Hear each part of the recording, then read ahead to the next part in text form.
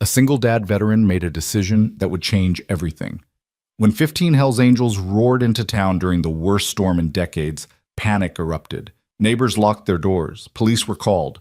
But Jack Hale, a decorated Marine with nothing but a failing garage and a 10-year-old daughter, did the unthinkable. He opened his door and invited them in. What happened next morning didn't just shock the town. It revealed a truth about courage, honor, and the men society had abandoned. Stay until the end and comment your city below so I can see how far this story travels. The sky over Millbrook, Pennsylvania had turned the color of a fresh bruise, purple, black, and swollen with rain that hadn't fallen yet but threatened everything beneath it. It was the kind of sky that made farmers check their livestock twice and mothers pull their children indoors early. The kind of sky that came with warnings scrolling across television screens and emergency alerts buzzing through cell phones with an urgency that made your stomach tighten. Jack Hale stood in the open bay door of his auto repair shop, watching the storm clouds roll in like an invading army. The air smelled metallic, charged with electricity that made the hair on his forearm stand up. Thunder rumbled in the distance, not the friendly summer kind that announced afternoon rain, but the deep, threatening kind that spoke of violence and destruction. The kind of thunder that reminded him of artillery fire in places most Americans couldn't find on a map. "Dad, the weather lady says it's going to be really bad," Ella called from inside the shop. His 10-year-old daughter sat cross-legged on the worn couch in his office, her homework spread across the coffee table, though her eyes were fixed on the small television mounted in the corner. She said there's going to be winds up to 70 miles per hour and maybe tornadoes. Jack turned back toward her, his weathered face creasing into what he hoped was a reassuring smile. At 38, he looked older than his years, the kind of aging that came from carrying weight that had nothing to do with physical fitness. His dark hair was shot through with premature gray at the temples, and lines had etched themselves permanently around his eyes and mouth. Lines from squinting into desert sun, lines from grief, lines from the kind of stress that never quite left, even years after you thought you'd escaped it. "We'll be fine, sweetheart," he said, though he made a mental note to check the storm cellar behind the building. The shop was solid, built in the 1950s with thick concrete walls and a reinforced roof, but nature didn't care much about construction quality when it really wanted to make a point. "Finish your math homework. I'm going to close up the bay doors." The repair shop was modest, 2 bays, a small office, and a waiting area that had seen better days. Jack had bought it 3 years ago with his discharge pay and a small business loan he was still struggling to repay. The sign outside read, "Hale's Automotive Repair," in faded letters that needed repainting. Business was slow. It was always slow. Millbrook was a small town, population 3,847 according to the sign on Route 19, and most people took their cars to the dealership 20 miles away in the next county. Jack survived on locals who remembered him from high school, on elderly customers who appreciated his honest assessments, and on his ability to fix anything with an engine, no matter how stubborn. He hit the button to lower the first bay door, watching it descend with a grinding mechanical whir. The second door followed, sealing the shop against the coming storm. Through the small windows set high in the walls, he could see the sky growing darker by the minute. The streetlights along Main Street flickered on early, triggered by sensors that recognized the premature twilight. "Is Mom going to call?" Ella asked quietly. Jack's hand froze on the door lock. It was a question she asked less frequently now, but it still had the power to stop him cold. "I don't know, baby," he said, keeping his voice neutral. "The storm's pretty big. Cell service might go down." It was a careful answer, a diplomatic answer. The truth was that Sarah hadn't called in 6 months. The last time had been Ella's birthday in April, and even then the conversation had lasted less than 5 minutes before Sarah made an excuse about needing to go, about her new life in California being really busy right now. Jack had stopped making excuses for her absence about a year ago. Ella was smart enough to understand that her mother had chosen a different path, one that didn't include the daughter she'd left behind or the husband she'd divorced when the weight of his PTSD and their financial struggles became too much for her to carry. "It's okay," Ella said, turning back to her homework with a practiced casualness that broke Jack's heart. "I was just wondering." Jack crossed to the office and pressed a kiss to the top of her head. She smelled like the strawberry shampoo she'd insisted on buying last week, and the cinnamon gum she wasn't supposed to chew during homework time, but did anyway. "You're doing great on those fractions," he said, looking over her shoulder at the worksheet covered in careful pencil marks and the occasional eraser smudge. "Mrs. Patterson says I'm the best in class at math," Ella said, a note of pride creeping into her voice. "She says I think like an engineer." "That's because you're brilliant," Jack replied. "Takes after your old man." Ella giggled. "Dad, you barely passed algebra. You told me that story like 100 times." "Barely passed is still passing," Jack said with mock dignity. "And I'm great with numbers when they involve carburetors and compression ratios." The lights flickered once, twice, then steadied. Through the windows, Jack could see rain beginning to fall, tentatively at first, then with increasing intensity. Within seconds, it became a deluge, sheets of water hammering against the building with a roar that made conversation difficult. The storm had arrived. Jack moved through the shop, checking windows, making sure everything was secure. The building groaned under the assault of wind that had picked up suddenly, finding every gap and crack to howl through. This was going to be bad. Possibly the worst storm Millbrook had seen in years. He grabbed 2 flashlights from his toolbox, checked that both had fresh batteries, and set them on his desk where they'd be easy to find if the power went out. "Dad," Ella's voice carried a note of worry. "The TV says the tornado warning got upgraded. They're saying everyone should shelter in place." "We're good here," Jack assured her, though he was already calculating distances and timing. The storm cellar was accessible through a door in the back storage room, 15 feet of sprint through the shop if they needed it. "Come help me get some supplies together, just in case." They worked together gathering bottled water, the first aid kit, a battery-powered radio, and blankets from the storage closet. Jack added a box of granola bars and Ella's favorite stuffed rabbit, a worn creature named Mr. Whiskers she'd had since she was 3 and would never admit she still needed but always slept with. Preparation was something the Marine Corps had beaten into him until it became instinct. Proper preparation prevented poor performance, the 5 Ps his drill instructor had screamed at recruits until they recited it in their sleep. The rain hammered harder. The building shook with each gust of wind. Jack was considering whether they should move to the cellar when he heard it, a sound that cut through the storm's roar like a knife through fabric. The deep, throaty rumble of motorcycle engines. Not just 1 or 2, but many. A pack, a herd. A formation moving together through weather that should have kept any sensible person off the road. He moved to the window, wiping away condensation with his sleeve. Through the rain-blurred glass, he could barely make out shapes on Main Street. Motorcycles, heavy touring bikes built for long roads and hard weather, moving in a tight formation toward his shop. Lightning flashed, illuminating them for a split second in stark white light. Jack counted quickly, 15 bikes, maybe more. And they were all Harleys. "Dad, what is it?" Ella asked, sensing the sudden tension in his posture. Before Jack could answer, the lead motorcycle turned into his parking lot, followed by the others in perfect military precision. They pulled up to his bay doors in formation, engines rumbling even through the storm's noise. Through the rain and darkness, Jack could see the riders were soaked, their leather cuts dark with water, their bikes mud-splattered from hard riding through terrible conditions. The lead rider dismounted first, moving with the careful deliberation of someone who'd been riding too long in bad weather. Even from a distance, Jack could see the patches on the back of his vest. Lightning flashed again, and the image burned itself into Jack's vision, a skull with wings, stylized flames, and words he could read even through the rain. Hell's Angels Motorcycle Club. "Oh, hell," Jack breathed. Within seconds, panic erupted on Main Street like someone had triggered a silent alarm. Across the street, Mrs. Henderson, the 73-year-old widow who ran the antique shop, appeared in her window, saw the motorcycles, and vanished back inside so quickly Jack heard her door lock even through the storm. 2 doors down, Charlie Preston stood in the doorway of his hardware store, cell phone pressed to his ear, his face pale in the fluorescent light. He was calling the police. Jack knew it as surely as he knew his own name.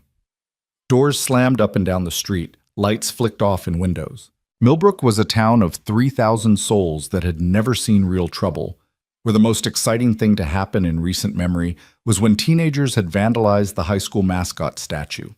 The arrival of 15 Hells Angels in the middle of a catastrophic storm was the kind of thing that would be discussed for years. the kind of event that would define befores and afters in local history. "Dad, who are those people?" Ella asked, her voice small and uncertain. Jack's mind raced through options. The smart thing, the safe thing, would be to stay inside, keep the doors locked, wait for the police to arrive and handle it. These were Hell's Angels, for God's sake. The name alone carried weight, decades of reputation both earned and exaggerated. They weren't some weekend warrior riding club. They were an outlaw motorcycle club with chapters across the country and a history that included everything from charity runs to federal investigations. But as Jack watched, the lead rider removed his helmet, and Jack saw his face, weathered, exhausted, and soaked to the bone. The man was probably in his 50s, with a gray beard and lines around his eyes that spoke of years lived hard. He looked up at the storm with an expression Jack recognized intimately, the look of someone who'd pushed too far, who'd made a bad decision and now had to live with the consequences. Behind him, the other riders dismounted. They moved stiffly, obviously cold and exhausted. One younger rider was shaking, whether from cold or fear, Jack couldn't tell. An older biker near the back sat hunched on his bike, and even from a distance, Jack could see him coughing. Thunder crashed directly overhead, close enough that the building shook, and Ella yelped in surprise. The storm was directly on top of them now, and the weather service had been right. This was the kind of system that spawned tornadoes, that tore roofs off buildings and turned trees into projectiles. Jack looked at his daughter, safe in his office with her homework and her stuffed rabbit. Then he looked back at the 15 men standing in his parking lot in the worst storm Pennsylvania had seen in a decade. His dog tag hung around his neck. He never took it off, not even to sleep. It was a simple piece of metal stamped with his name, rank, and serial number. But years ago, in a workshop on leadership during his second tour in Afghanistan, an old sergeant major had given every Marine in attendance a second tag, this one custom made with 4 words: honor before fear. Jack had carried it through his remaining tours. He'd carried it through firefights and IED attacks, and long nights standing watch while his brother slept. He'd carried it through his medical discharge, through his divorce, through every hard day since coming home. Those 4 words had become his compass when nothing else made sense. Honor before fear. "Ella, stay here," Jack said quietly. "Dad, are you sure? Stay here, baby. Lock this door behind me. Don't open it for anyone but me." He grabbed a rain jacket from the hook by the door, though he knew it wouldn't do much good. "I'll be right back." "Dad, everyone's scared of them," Ella said, her voice trembling. "Charlie Preston is calling the cops." "I know." Jack pulled on the jacket. "But they're people, Ella, and people shouldn't have to face a storm like this alone." He unlocked the office door and stepped into the main shop. Behind him, he heard Ella lock the door as instructed, though he could feel her watching through the office window.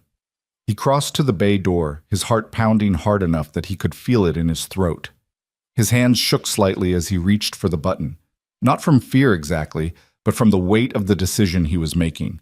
Every rational part of his brain screamed at him to stop.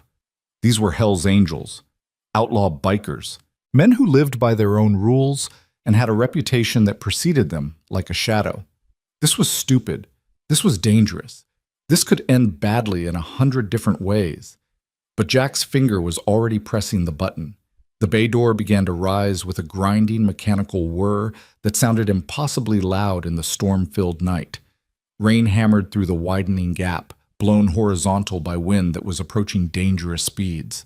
Through the opening, Jack could see the 15 riders watching him with expressions ranging from surprise to suspicion to something that might have been desperate hope. The lead rider took a step forward, his hands visible and empty at his sides, a gesture of peace that Jack recognized from 1,000 tense encounters in war zones. He was big, probably 6'2" and solid, with the kind of build that came from years of physical work rather than gym workouts. His vest was heavy leather, worn soft with age and weather, adorned with patches that told a story Jack didn't know how to read. When the door was halfway up, Jack ducked under it and stepped out into the storm. Rain hit him like a physical force, soaking through his jacket in seconds. The wind tried to push him backward, and he had to brace himself against the building. "You folks look cold," Jack shouted over the storm, his voice barely carrying the 10 feet to where the lead rider stood. "You're welcome to come inside." For a moment, nobody moved. The riders looked at each other, then back at Jack, as if trying to determine whether this was a trap, whether he was serious, whether this mild-mannered mechanic standing in the rain was really inviting 15 Hells Angels into his shop in the middle of a catastrophic storm. The lead rider took another step forward, close enough now that Jack could see his eyes. Sharp blue, intelligent, and deeply weary. "You sure about that, brother?" he asked, his voice carrying a Texas drawl. "A lot of folks see these patches and make assumptions."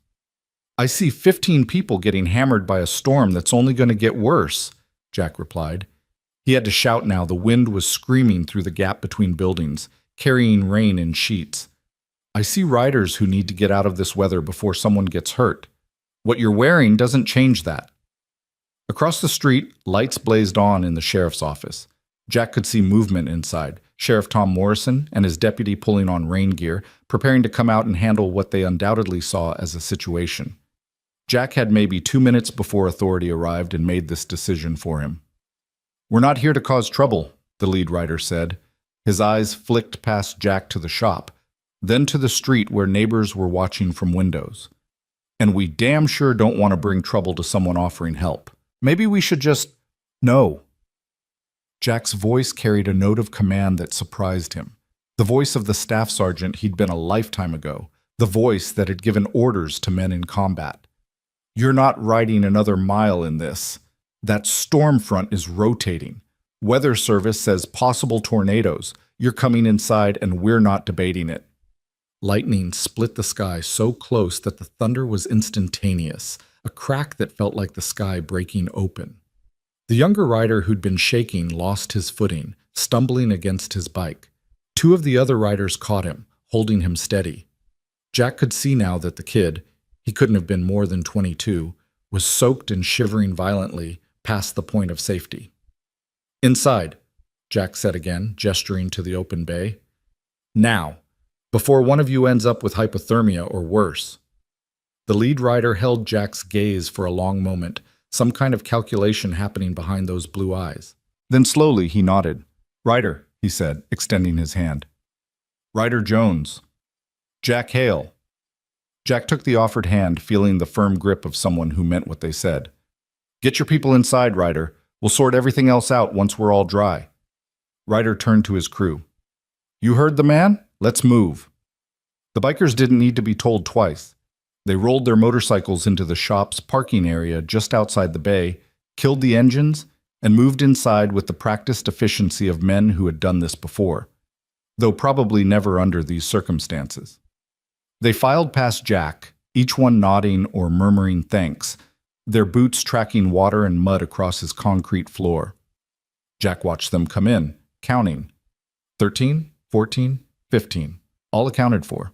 He hit the button to lower the bay door, and as it descended, he caught one last glimpse of Main Street, of faces in windows, of Sheriff Morrison stepping out of his office, of a town watching in disbelief as their local veteran mechanic, the quiet single dad who fixed cars and kept to himself, sheltered a motorcycle club that most people crossed the street to avoid. The door sealed shut with a heavy clang, muffling the storm's roar to a distant rumble. Inside the shop, 15 Hells Angels stood dripping on his floor, looking around with a mixture of relief and wariness. They were an intimidating sight, leather-clad, heavily tattooed, with the kind of presence that filled a room and made everything else seem smaller. Several were older, in their 50s or 60s, with gray in their beards and lines in their faces that spoke of long roads traveled. Others were younger, but all of them carried themselves with the same careful awareness that Jack recognized from military life.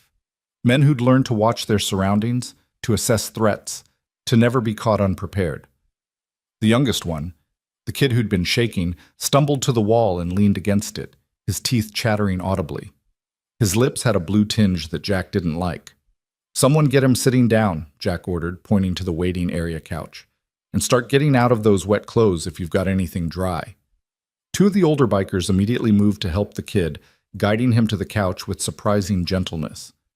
Ryder watched Jack with an expression that was hard to read. Respect, maybe, mixed with curiosity. "You got any idea what you just did?" Ryder asked quietly. "Probably made a lot of my neighbors nervous," Jack admitted. He pulled off his soaked jacket and hung it on a hook, trying to appear calmer than he felt. His heart was still racing, adrenaline singing through his veins. But it's my shop. My choice. You folks needed help. I had the means to provide it. Seems pretty straightforward to me. Not many people see it that way when we pull up, Ryder said. There was something in his voice, not quite bitterness, but a bone-deep weariness with judgment, with assumptions, with being treated as a threat before being seen as human. Most folks see the patches and decide they know everything they need to know about us. Then most folks are missing out on the whole story, Jack replied. He moved toward the storage closet where he kept emergency supplies. I spent too many years having people make assumptions about me based on a uniform. Seemed like a good lesson to remember. He emerged with an armful of shop towels and an old blanket. Not much, but better than nothing. He tossed towels to the nearest riders, who caught them gratefully and began drying off. The blanket he brought to the young kid on the couch, who was still shaking despite being out of the storm. "What's your name, son?" Jack asked, wrapping the blanket around the kid's shoulders. Tommy, the kid managed through chattering teeth. "Tommy Reeves." "Okay, Tommy, you're going to be fine. We just need to get you warmed up." Jack turned to Ryder. "How long were you riding in that?" 4 hours, Ryder admitted. "Maybe 5. We were trying to outrun the front, but it caught us about an hour outside Harrisburg. Been fighting it since then, looking for someplace to hole up. Every motel we passed was either full or didn't want to rent to you," Jack finished. "Yeah." Ryder's jaw tightened. "That about covers it." Jack felt anger kindle in his chest, not at the bikers, but at a world that would leave 15 people to face a dangerous storm because of the patches on their backs. "Well, you're here now," he said. "Let me see what else I can dig up." He headed toward his office, where Ella would be waiting, probably scared and confused and needing reassurance that her dad hadn't lost his mind. As he approached the door, he could see her face pressed against the office window, her eyes wide as she watched the Hells Angels filling the shop. Jack knocked softly. "It's me, baby. Open up." The lock clicked, and Ella pulled the door open. She looked up at him with an expression that was equal parts frightened and curious. "Dad, are those really Hells Angels?" "They're people who needed help, Ella. That's what matters." Jack crouched down to her level, putting his hands on her shoulders. "I need you to be brave right now, okay? These men aren't going to hurt us. They just need somewhere safe to wait out the storm. But everyone's scared of them," Ella whispered, her eyes darting past him to where the bikers were toweling off and settling in. "Mrs. Henderson ran away and Charlie was calling the police and—" "I know," Jack said gently, "but being scared of someone doesn't mean they're actually dangerous. Sometimes people are scared because they don't understand, or because they've heard stories, or because someone looks different than what they're used to. But you know what I've learned?" "What?" "The bravest thing you can do is look past what scares you and see the person underneath." He tucked a strand of her hair behind her ear. "These guys have been riding through a terrible storm for hours. One of them is probably hypothermic. They need help, and we have the means to give it. That's what honor looks like, doing the right thing even when it's hard." Ella chewed her bottom lip, a habit she'd inherited from Jack. "Are you sure they're safe?" "Nothing in life is 100% sure," Jack admitted. "But yeah, baby, I think we're going to be fine. And I think maybe we're going to teach this town something about judging people by their covers." A sound from the shop made them both turn. Someone was knocking on the front door. Through the glass, Jack could see Sheriff Morrison and his deputy standing in the rain, their faces grim and determined. Behind them, Jack could make out other townspeople gathering despite the weather. Charlie Preston, with his cell phone still out, probably recording everything. Mrs. Henderson's son James, who'd played football with Jack in high school, and at least a dozen others, drawn by news spreading faster than the storm itself. "Stay here," Jack told Ella. "This might get complicated." He crossed the shop, very aware of 15 pairs of eyes watching him, very aware that what happened in the next few minutes would set the tone for everything that followed. Ryder had moved to stand near his crew, his posture protective but not threatening, a man ready to defend his people but hoping it wouldn't come to that. Jack unlocked the front door and opened it just enough to lean out. Rain immediately soaked the side of his face. "Evening, Tom." Sheriff Tom Morrison was 63 years old, 3 months from retirement, and had never dealt with anything more serious than drunk drivers and the occasional domestic dispute. He looked at Jack with a mixture of concern and frustration. "Jack, what in God's name are you doing?" "Providing shelter during a storm," Jack said evenly. "That a problem?" "You let 15 Hell's Angels into your shop," Tom said, stating the obvious. "Do you have any idea to—" "I let 15 people out of dangerous weather," Jack interrupted. "What they're wearing doesn't change the fact that there's a tornado warning in effect, and those folks were about to catch hypothermia." Deputy Rick Sanders, who was 31 and had served 2 tours in Iraq, leaned closer to peer past Jack into the shop. "Mr. Hale, we appreciate your service and everything, but this is a motorcycle club. These guys are standing right here and can hear every word you're saying," Ryder called from inside. He moved forward, his hands visible and non-threatening, until he stood beside Jack. "Sheriff, I'm Ryder Jones. This is my crew. We're not here to cause trouble. We got caught in the storm, and Mr. Hale here was kind enough to offer us shelter. We'll be on our way as soon as it's safe to ride." Tom looked from Ryder to Jack and back again, clearly out of his depth. "You understand how this looks? We got calls from half the town. People are scared." "Of what?" Jack asked, his voice hardening. "Of people they don't know? Of patches on a jacket? Or are they scared because it's easier to judge someone than to see them as human?" "Jack, no, Tom. You've known me since I was 8 years old. You know I'm not stupid, and you know I'm not reckless. These folks needed help. I had the means to provide it, and that's the end of the discussion. They're staying until the storm passes, and if anyone has a problem with that, they can take it up with me directly." Charlie Preston pushed forward through the gathering crowd. "Jack, be reasonable. These are Hell's Angels. They're criminals. You're endangering yourself and your daughter." "Mr. Preston," Ryder said, his voice carrying easily over the wind and rain, "with all due respect, you don't know a damn thing about me or my brothers. We're veterans, same as your friend Jack here. We wear these cuts, and people make assumptions, but that doesn't change the fact that every man in this shop served this country. We're not criminals. We're just people who ride motorcycles and look out for each other." "Veterans?" Deputy Sanders said, skepticism clear in his voice. Ryder reached for his wallet, moving slowly, clearly, so no one would mistake it for a threat, and pulled out a worn military ID card. "Sergeant Ryder Jones, United States Marine Corps, 1988 to 2012.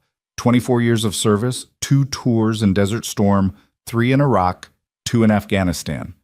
Most of my guys in there have similar stories. We're not the enemy, officer. We're just tired." The deputy took the ID, examined it, and passed it to Sheriff Morrison. Tom studied it for a long moment, then looked up at Ryder with a new expression. Not quite respect, but at least recognition of shared experience. "You're a Marine?" "Was a Marine," Ryder corrected. "These days I'm just a rider trying to stay dry." "Once a Marine, always a Marine," Jack said quietly. "Isn't that what they say?" Tom handed the ID back to Ryder and sighed, the sound of a man who'd just had his evening get infinitely more complicated. "Jack, you're sure about this?"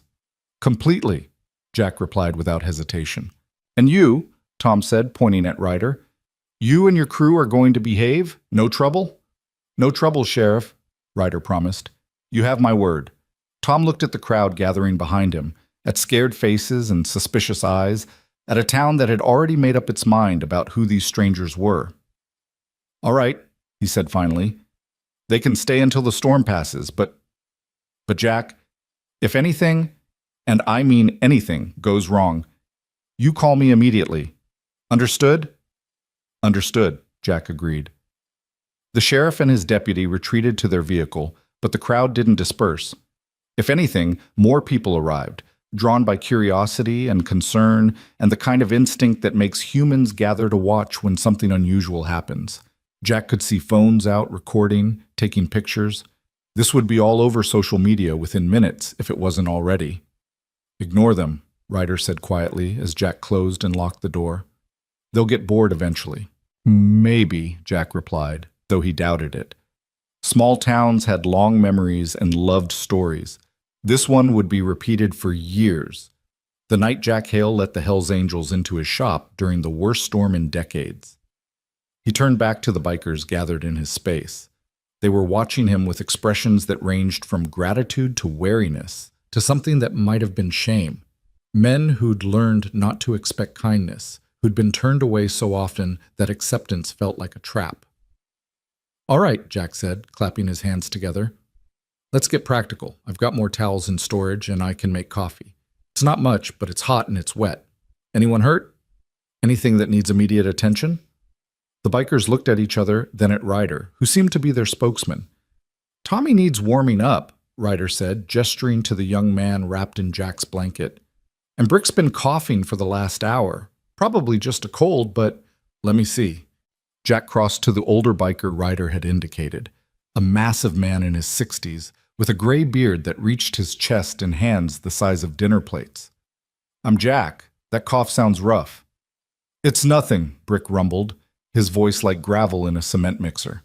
Then he started coughing again, a wet, rattling sound that Jack didn't like at all. "How long you been sick?" "Few days, maybe a week." Brick shrugged like it was inconsequential. "Had worse." Jack put a hand on the man's forehead and found it burning hot. "You're running a fever. You need to get out of those wet clothes and get warm. Anyone else feeling sick?" Most of the bikers shook their heads, though a few looked like they were probably fighting the same cold Brick had. They'd been on the road, sleeping rough or in cheap motels, riding in all weather. Of course they were getting sick. It was a wonder more of them weren't falling apart. "Okay," Jack said. "Here's what we're going to do. I've got dry clothes in my office. Nothing fancy, just work clothes. But it's better than wet leather.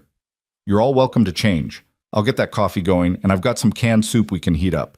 Not gourmet, but it'll put something hot in your stomachs." "You don't have to do all this," one of the younger bikers said. He was maybe 30, with intricate tattoos covering both arms, and a facial scar that looked like it had come from something sharp. "You already did more than enough by letting us in."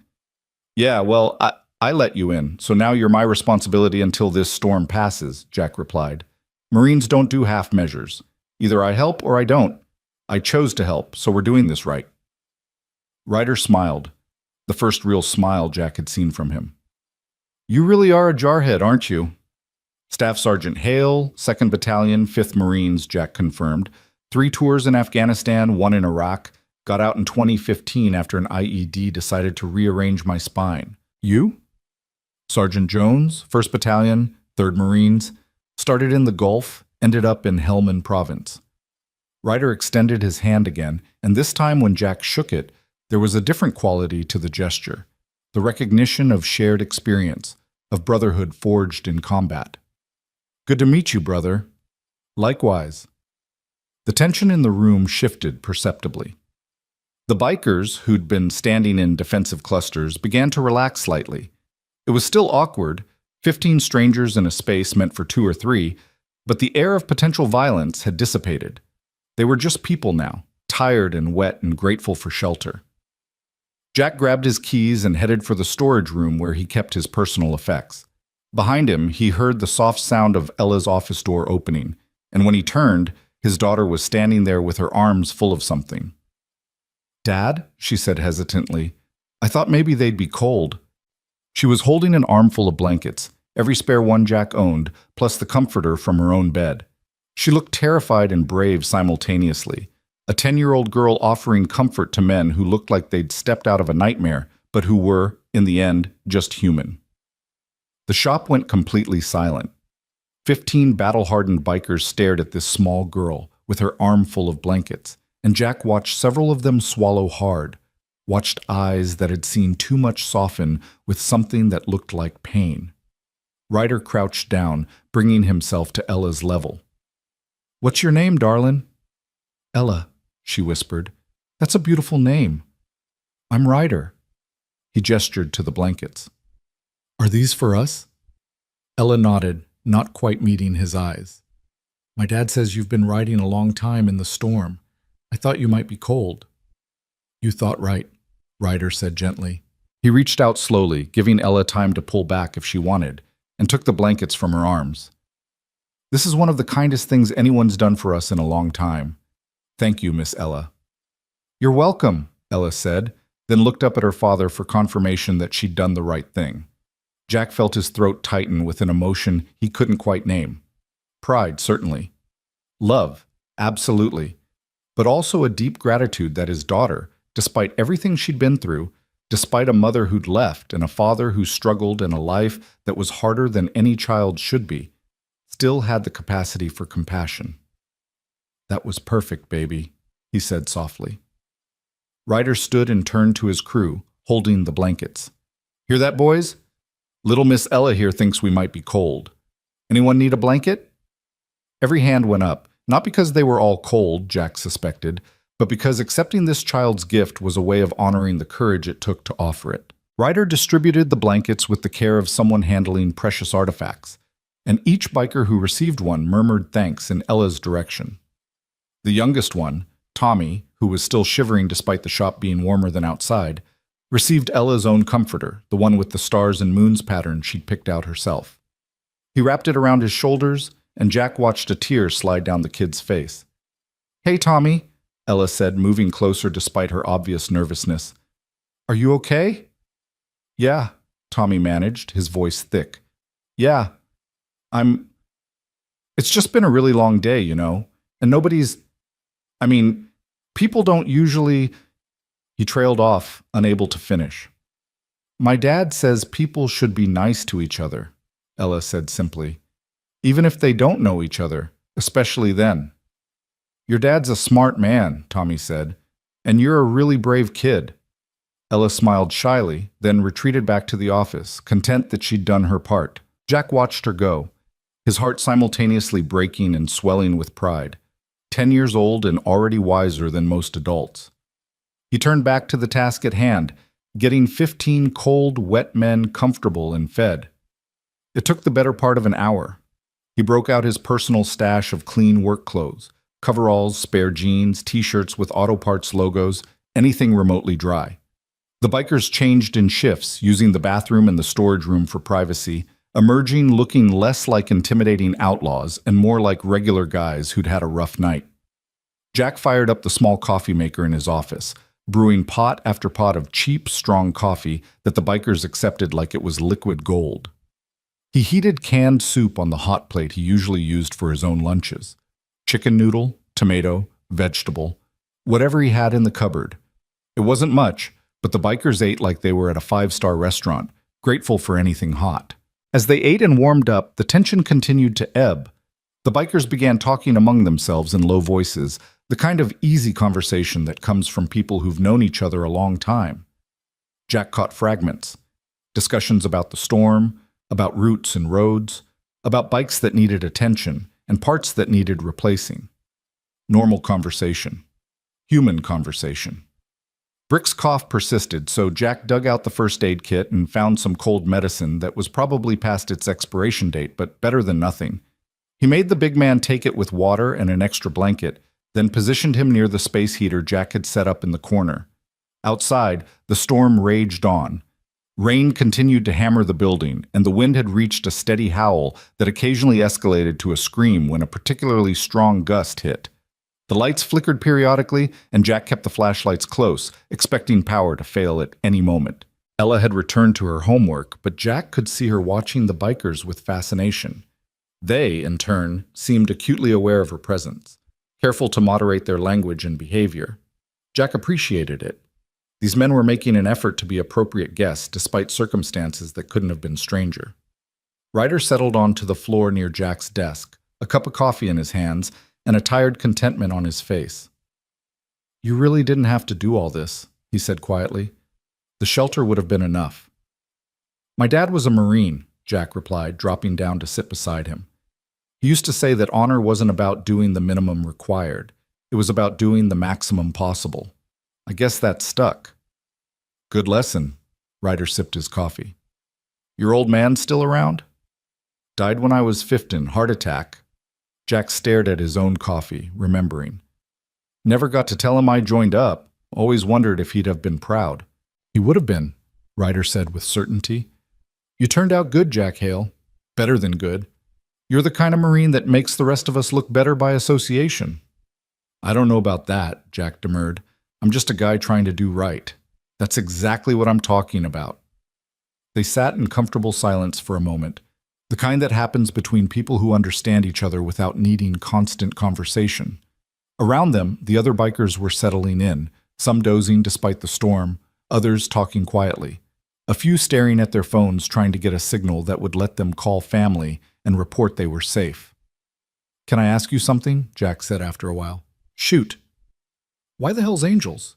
I mean, you're a Marine. 24 years of service.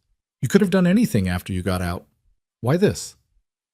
Ryder was quiet for a long time, long enough that Jack thought maybe he wasn't going to answer. Then he said, "What do you know about coming home, Jack?" "Enough," Jack replied quietly. "Then you know it's not easy.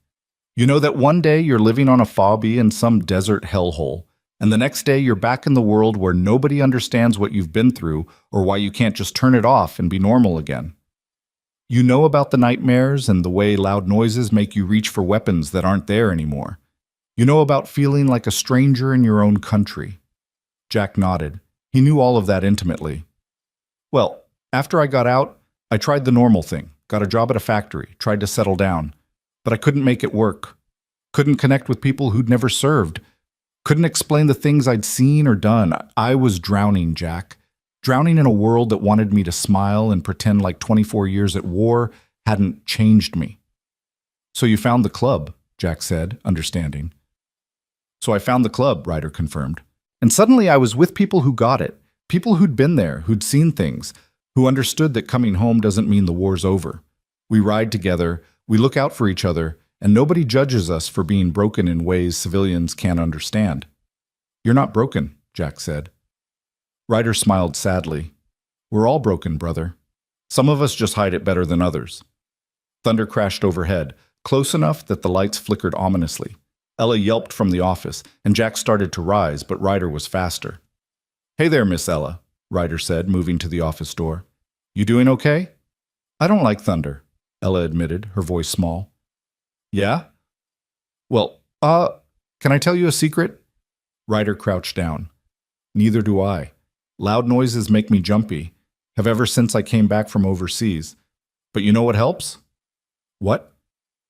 "Remembering that it's just noise. It can't hurt you. It's just the sky being dramatic." He glanced at Jack for permission, then said, "You want to sit with us for a bit? Your dad and I are just talking. You're welcome to join us if you want." Ella looked at Jack, who nodded encouragement. She emerged from the office, clutching Mr. Whiskers, her stuffed rabbit, and settled between Jack and Ryder like she'd known them both her whole life. Jack put an arm around her shoulders, and she leaned into him with the trust that only children have, the certainty that as long as Dad was there, everything would be okay. "Mr. Ryder was in the Marines too," Jack told her. "He served even longer than I did." "Did you know my dad over there?" Ella asked. "No, darlin'. We were in different units, different times, but we're still brothers in a way. Marines always are." "Dad says the Marines taught him to be brave," Ella said. "Is that right?" Ryder looked at Jack with amusement. "What else did Dad say?" "That being brave doesn't mean you're not scared. It means you do the right thing even when you are scared." "Your dad's a smart man," Ryder said, "and he's right. Bravery isn't about not being afraid. It's about being afraid and doing what needs doing anyway." Another gust of wind hit the building so hard that something outside crashed, probably a trash can or a loose sign. Several of the bikers tensed, old instincts kicking in, hands reaching for weapons that weren't there. Jack recognized the response, the hypervigilance that never quite left, the way combat veterans were always just a little bit on alert, always ready for something to go wrong. "Easy," Ryder called out to his crew. "Just the storm." They relaxed gradually, but Jack noticed several of them looked embarrassed, like their reaction had given something away. He wanted to tell them it was okay, that he did the same thing, that his daughter had learned not to pop balloons around him because the sound made him drop to the floor in a panic that was as automatic as breathing. But he stayed quiet, letting them keep their dignity. "So," Jack said, changing the subject, "where were you all headed before the storm hit?" "Nowhere specific," Ryder replied. "We do an annual run, just ride for a few weeks, see the country, visit other chapters. We were heading east, figured we'd make it to the coast before turning back. Then the weather turned bad." "Annual run," Ella repeated. Like a vacation? Exactly like that, Ryder said, smiling at her. We work regular jobs most of the year. I'm a mechanic, just like your dad. Brick over there is a welder. Tommy's a college student, if you can believe it. But once a year, we all get together and ride. That sounds fun, Ella said wistfully. I've never been on a motorcycle. Never? Ryder looked genuinely shocked. Jack, you're failing this child's education. Everyone should ride at least once. She's 10, Jack said, and I sold my bike when she was born. Couldn't afford to keep it and pay for diapers. Fair point, Ryder conceded. But someday when she's older, you should take her out. There's nothing like the freedom of the open road. It's the closest thing to flying without leaving the ground. Maybe, Jack allowed, though he doubted it would ever happen. Motorcycles cost money, and money was something he never seemed to have enough of. The conversation drifted into easier topics: favorite roads, memorable rides, the differences between bike models. Jack found himself relaxing despite the circumstances, found himself enjoying the company of these men he'd known for less than 2 hours, but who felt, in some strange way, familiar. They had that same dark humor he remembered from the Corps, the same way of dealing with hardship through jokes and stories, the same brotherhood that came from shared experience. Around 11 o'clock, Ella started nodding off against Jack's shoulder. He carried her to the office couch, tucked her in with her remaining blanket, and left Mr. Whiskers beside her where she could reach him. She barely stirred, exhausted by the emotional roller coaster of the evening and the late hour. When Jack returned to the main shop, he found several of the bikers had also fallen asleep, heads pillowed on backpacks, wrapped in Ella's blankets, looking vulnerable in a way that they probably never allowed themselves to look when awake. The ones still awake spoke in hushed voices, respectful of those sleeping. "Your kid's something special," Tommy said from his nest of blankets near the space heater. His color had improved, and he'd stopped shivering, though he still looked exhausted. When she brought out those blankets, man, I can't remember the last time someone did something nice for me without wanting something in return. That's how we raised her, Jack said. To see people as people, not as categories or stereotypes. You raised her right, another biker chimed in, this one named Carlos, who'd served in the Army Rangers and had more tattoos than bare skin visible. In this world, that kind of compassion is rare. Protect that in her. Don't let life make her hard. I'm trying, Jack said softly. God knows I'm trying. The power flickered one more time, then went out completely, plunging the shop into darkness broken only by the flashlights Jack had set up earlier and the glow of phone screens. The emergency lighting kicked in, dim battery-powered LEDs that cast everything in a ghostly blue-white. Well, that was inevitable, Ryder said. How's your phone signal? Jack checked. Nothing. You? Same. Towers are probably down. Ryder stood and stretched, his back cracking audibly. Means nobody's getting updates on the storm. As if in answer, the wind suddenly dropped to nothing. The rain stopped mid-beat. The sudden silence was more unnerving than the storm had been. That's not good, Jack said, his military training recognizing the danger immediately. No, Ryder agreed. That's not good at all. They moved to the window, pressing their faces against the glass to look out at Main Street. In the emergency lighting from various buildings, they could see trees bent at impossible angles, debris scattered everywhere, and an eerie green tint to the sky that made Jack's stomach drop. Everyone up, Ryder commanded, his voice carrying the authority of a man used to being obeyed in crisis situations. Now, we need to move. The bikers woke instantly, no grogginess or confusion, just immediate alertness that spoke of years of training. They were on their feet in seconds, looking to Ryder for direction. Tornado? Carlos asked. Probably, Jack confirmed. He ran to his office, scooped up Ella despite her sleepy protests, and grabbed the emergency supplies he'd prepared earlier. Storm cellar, back of the building. Let's go. They moved as a unit, 15 bikers, 1 veteran, and 1 confused, half-asleep child, through the shop toward the back storage room.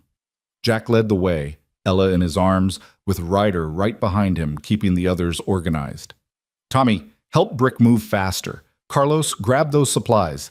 Everyone stays together. Nobody gets left behind. Jack hit the storage room and threw open the cellar door, revealing concrete steps leading down into darkness. The cellar was small, meant for maybe 6 people at most, But it was solid, built in the 1950s when people took civil defense seriously. Reinforced concrete and steel meant to withstand bombs. "Down," Jack ordered. "Quickly." The bikers filed down, packing into the space with military efficiency, making room for each other without complaint.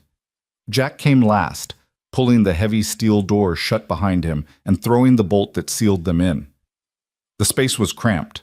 15 large men, one adult, and one child pressed together in an area that measured maybe 8 by 10 feet. But nobody complained. "Dad, what's happening?" Ella asked, fully awake now and scared. "Just being careful, baby," Jack said, holding her close.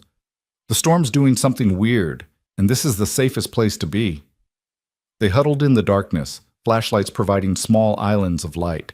Jack found the battery-powered radio and turned it on, searching for a station that was still broadcasting.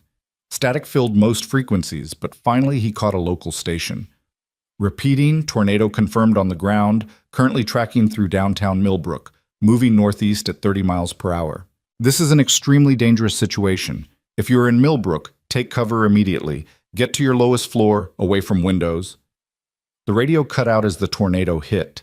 The sound was unlike anything Jack had ever heard. Worse than incoming mortars, worse than IEDs, worse than anything his combat experience had prepared him for. It sounded like a freight train and a jet engine, and the end of the world all rolled into one sustained roar that made the walls shake and dust rain from the ceiling. The building above them groaned and screamed. Jack heard glass shattering, metal tearing, wood splintering. Something massive hit the shop with enough force that the cellar door buckled inward slightly, and several of the bikers moved to brace it, throwing their weight against steel to keep it from giving way. Ella buried her face in Jack's chest, her small hands fisting in his shirt. Around them, hardened combat veterans held their breath, held each other, held on to whatever they could reach. Ryder had grabbed Jack's shoulder with one hand and Tommy's arm with the other, creating a chain of human connection that spread through the group, everyone touching someone, nobody alone. The roar went on forever. 30 seconds that felt like 30 minutes. Jack counted in his head the way he'd learned in basic training, trying to estimate the tornado's size and speed and proximity. Ella was crying quietly, and he held her tighter, murmuring reassurances he wasn't sure were true. And then, as suddenly as it had started, the roar moved on. The sound diminished, traveling away from them toward the northeast, leaving destruction in its wake. Nobody moved. Nobody spoke. They sat in the darkness, listening to the creaks and groans of the building above them, listening for the sound of collapse, listening to their own breathing and the thunder of their hearts. "Everyone okay?" Ryder finally asked. A chorus of affirmatives came back, shaken but uninjured, scared but alive. "Jack?" "We're good," Jack replied, though his hands were shaking. "Ella, you okay, baby?" "Uh-huh," Ella managed, though she wouldn't let go of him. "That was really scary, Dad." "I know, but it's over now. We're safe." "Should we go up?" Tommy asked. "Not yet," Jack said. "Give it a few more minutes. Make sure it's really past." They waited in the cramped darkness, nobody complaining about the lack of space or air, just grateful to be alive. Jack found himself thinking about the shop above them, his livelihood, his investment, everything he'd built since leaving the military. If the tornado had destroyed it, but he pushed the thought away. Material things could be replaced. The life he held in his arms, the men pressed around him in this concrete box, these things mattered. These things were irreplaceable. After 10 minutes that felt like hours, Jack finally unbolted the cellar door and pushed it open. The resistance was significant. Something had fallen against it, but between him and Ryder, they managed to force it wide enough to squeeze through. The storage room was relatively intact, though water dripped from a new crack in the ceiling. Jack helped Ella through, then turned to assist the bikers as they emerged into the darkened building. When they made it to the main shop, everyone stopped and stared. The building had held. The walls stood, the roof was mostly intact, and the structure remained sound. But the bay doors were gone, ripped completely away and deposited God knew where. One of the windows had shattered, showering glass across the floor. Water poured in through gaps in the roof where shingles had been torn away. But they were alive. The shop was damaged, but standing. And as Jack looked at the 15 men who'd emerged from the cellar with him, at his daughter clinging to his hand, at the first light of dawn beginning to show through the missing bay doors, he felt something he hadn't felt in a long time. Hope. "Well," Ryder said, surveying the damage with the practical eye of someone who'd seen worse, "I guess we've got some cleanup to do." "You don't have to," Jack started. "Brother," Ryder interrupted, "you saved our lives tonight. Twice. Once when you let us in, and once when you got us to that cellar. We owe you." He turned to his crew. "What do you say, boys? Feel like returning a favor?" Every single biker nodded.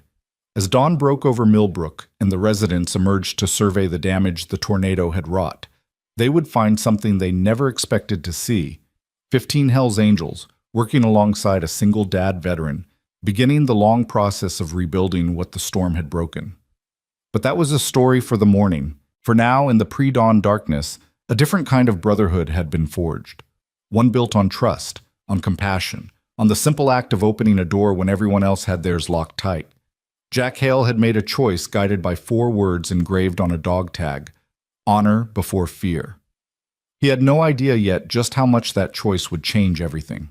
The first rays of sunlight filtered through the gaping holes where Jack's bay doors had been, painting the destruction in shades of gold and amber that made everything look almost beautiful if you didn't look too closely at the details. Jack stood in the opening, surveying what remained of Main Street with a hollow feeling in his chest that had nothing to do with physical injury and everything to do with the crushing weight of reality settling over him like a wet blanket. Millbrook looked like a war zone. Not the sanitized version you saw in movies, but the real thing, the kind Jack remembered from Helmand Province after particularly bad engagements. Trees that had stood for 100 years lay across the street like fallen soldiers, their root systems exposed and vulnerable. The hardware store's roof had partially collapsed, leaving Charlie Preston's building looking like a dollhouse someone had stepped on. Cars sat overturned in positions they'd never reached under their own power. Power lines draped across everything like deadly spider webs, sparking occasionally with blue-white flashes that made Jack's teeth ache. Mrs. Henderson's antique shop had lost its entire front window display, and he could see furniture scattered across the sidewalk, Victorian chairs and Depression-era lamps lying in puddles like drowning victims. The old maple tree in front of the post office, the one that had been planted when the town was founded in 1847, had been snapped in half 20 feet up, its crown driven through the roof of the building next door like a spear. "Jesus," Ryder breathed, coming to stand beside Jack. His voice carried the same hollow note that Jack felt. "Looks like Fallujah after the Marines came through." "Yeah," Jack agreed quietly. "Yeah, it does." Behind them, the other bikers emerged one by one, each stopping to stare at the devastation with expressions that ranged from shock to grim acceptance. These were men who'd seen destruction before, who'd walked through the aftermath of bombs and artillery strikes.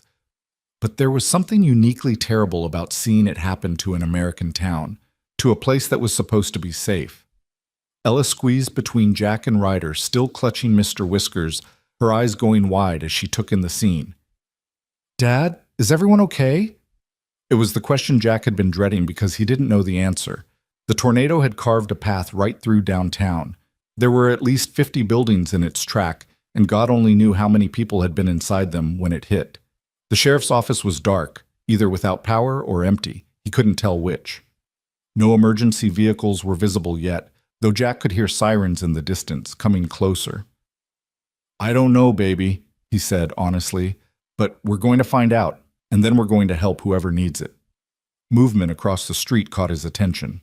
A door opened in one of the buildings that looked relatively intact, and a figure stumbled out. Mrs. Henderson, moving like someone who'd just been through a washing machine, her white hair disheveled and her dress torn. She made it 3 steps before her knees gave out, and she went down hard on the debris-strewn sidewalk. Jack was moving before he consciously decided to, his combat medic training overriding everything else. He covered the distance in seconds, Ryder matching him stride for stride, and they reached Mrs. Henderson just as she was trying to push herself up on shaking arms. "Easy now," Jack said, putting a hand on her shoulder. "Mrs. Henderson, it's Jack Hale. Are you hurt?" The old woman looked up at him with eyes that were glazed with shock. Jack? Oh, Jack, it was so loud. The noise. And my shop. All my beautiful things. I know, Jack soothed. He ran through a quick assessment, checking for obvious injuries. No bleeding he could see, no obvious breaks. Can you tell me where you hurt? Everywhere, she whispered. But nothing's broken. I hid in my bathroom, just like they said to do on the television. I heard everything breaking, heard the walls shaking, and I thought I was going to die, Jack. I thought that was the end. But you didn't die, Jack said firmly. You did exactly right. And you're alive, and that's what matters. Can you stand? With Jack and Ryder's help, Mrs. Henderson got to her feet, though she swayed dangerously. Ryder kept a steady hand on her elbow, his expression gentle in a way that transformed his weathered face. Ma'am, I'm Ryder, he said. Why don't we get you somewhere you can sit down properly? Do you have anyone we should call? Mrs. Henderson blinked at him, seeming to really see him for the first time. Her eyes went to the Hells Angels patch on his vest, still visible, even though he'd changed into dry clothes, his cut now worn over a borrowed t-shirt from Jack's collection. Jack watched her face cycle through confusion, recognition, and then something that looked like embarrassment. You're one of them, she said. One of the motorcycle men from last night. I called you criminals. I said Jack was a fool for letting you in his shop. Yes, ma'am, Ryder said evenly. You did say that. And here you are helping me, Mrs. Henderson's voice cracked. Here you are, and I was so hateful, and— Ma'am, Ryder interrupted gently. You were scared. People say things when they're scared. What matters is right now, and right now you need help. So let's worry about getting you safe and leave the apologies for later when everyone's had some sleep. More doors were opening now along Main Street. People emerged like survivors of some apocalyptic event, stumbling over debris, calling for neighbors, searching for loved ones. Jack saw James Henderson, Mrs. Henderson's son, come running from a side street, his face pale with terror until he spotted his mother. The relief that crossed his features was so profound that Jack felt it in his own chest.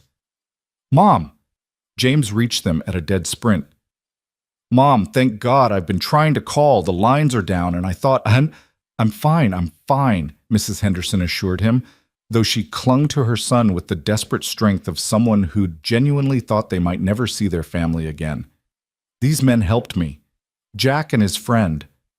James looked at Jack with gratitude. Then his eyes landed on Ryder, and the recognition hit. Jack watched James's expression shift, surprise, confusion, and then a dawning understanding that looked almost painful. You're the bikers from last night, James said. That's right, Ryder confirmed. I was in the crowd, James admitted, his voice thick with shame. I was one of the people saying Jack was crazy for letting you in. I said you were dangerous. I said— He stopped, swallowed hard. I'm sorry. I was wrong. Like I told your mother, apologies can wait, Ryder said. Right now, let's make sure everyone's accounted for. You got somewhere safe you can take her? My house is outside the damage path, James said. Mom, come on, let me get you home. As James led his mother away, Jack heard her say something that made him pause. Those men aren't criminals, James. They're angels. Actual angels. Jack turned to find the rest of Ryder's crew had spread out along the street, already helping. Tommy, who'd been hypothermic just hours ago, was helping an elderly man climb over a fallen tree. Brick, who'd been running a fever, was using his massive strength to lift debris off a car that had been crushed by a telephone pole. Carlos had found a mother with 3 small children, was carrying the youngest while helping the others navigate the dangerous terrain. Boys, Ryder called out. Sound off, everyone okay? Good here, Tommy called back. All good, Brick rumbled. One by one, the bikers confirmed they were uninjured, and Jack felt something loosen in his chest. He'd been responsible for these men from the moment he'd opened his door, and knowing they were safe made the rest of the situation just slightly more bearable.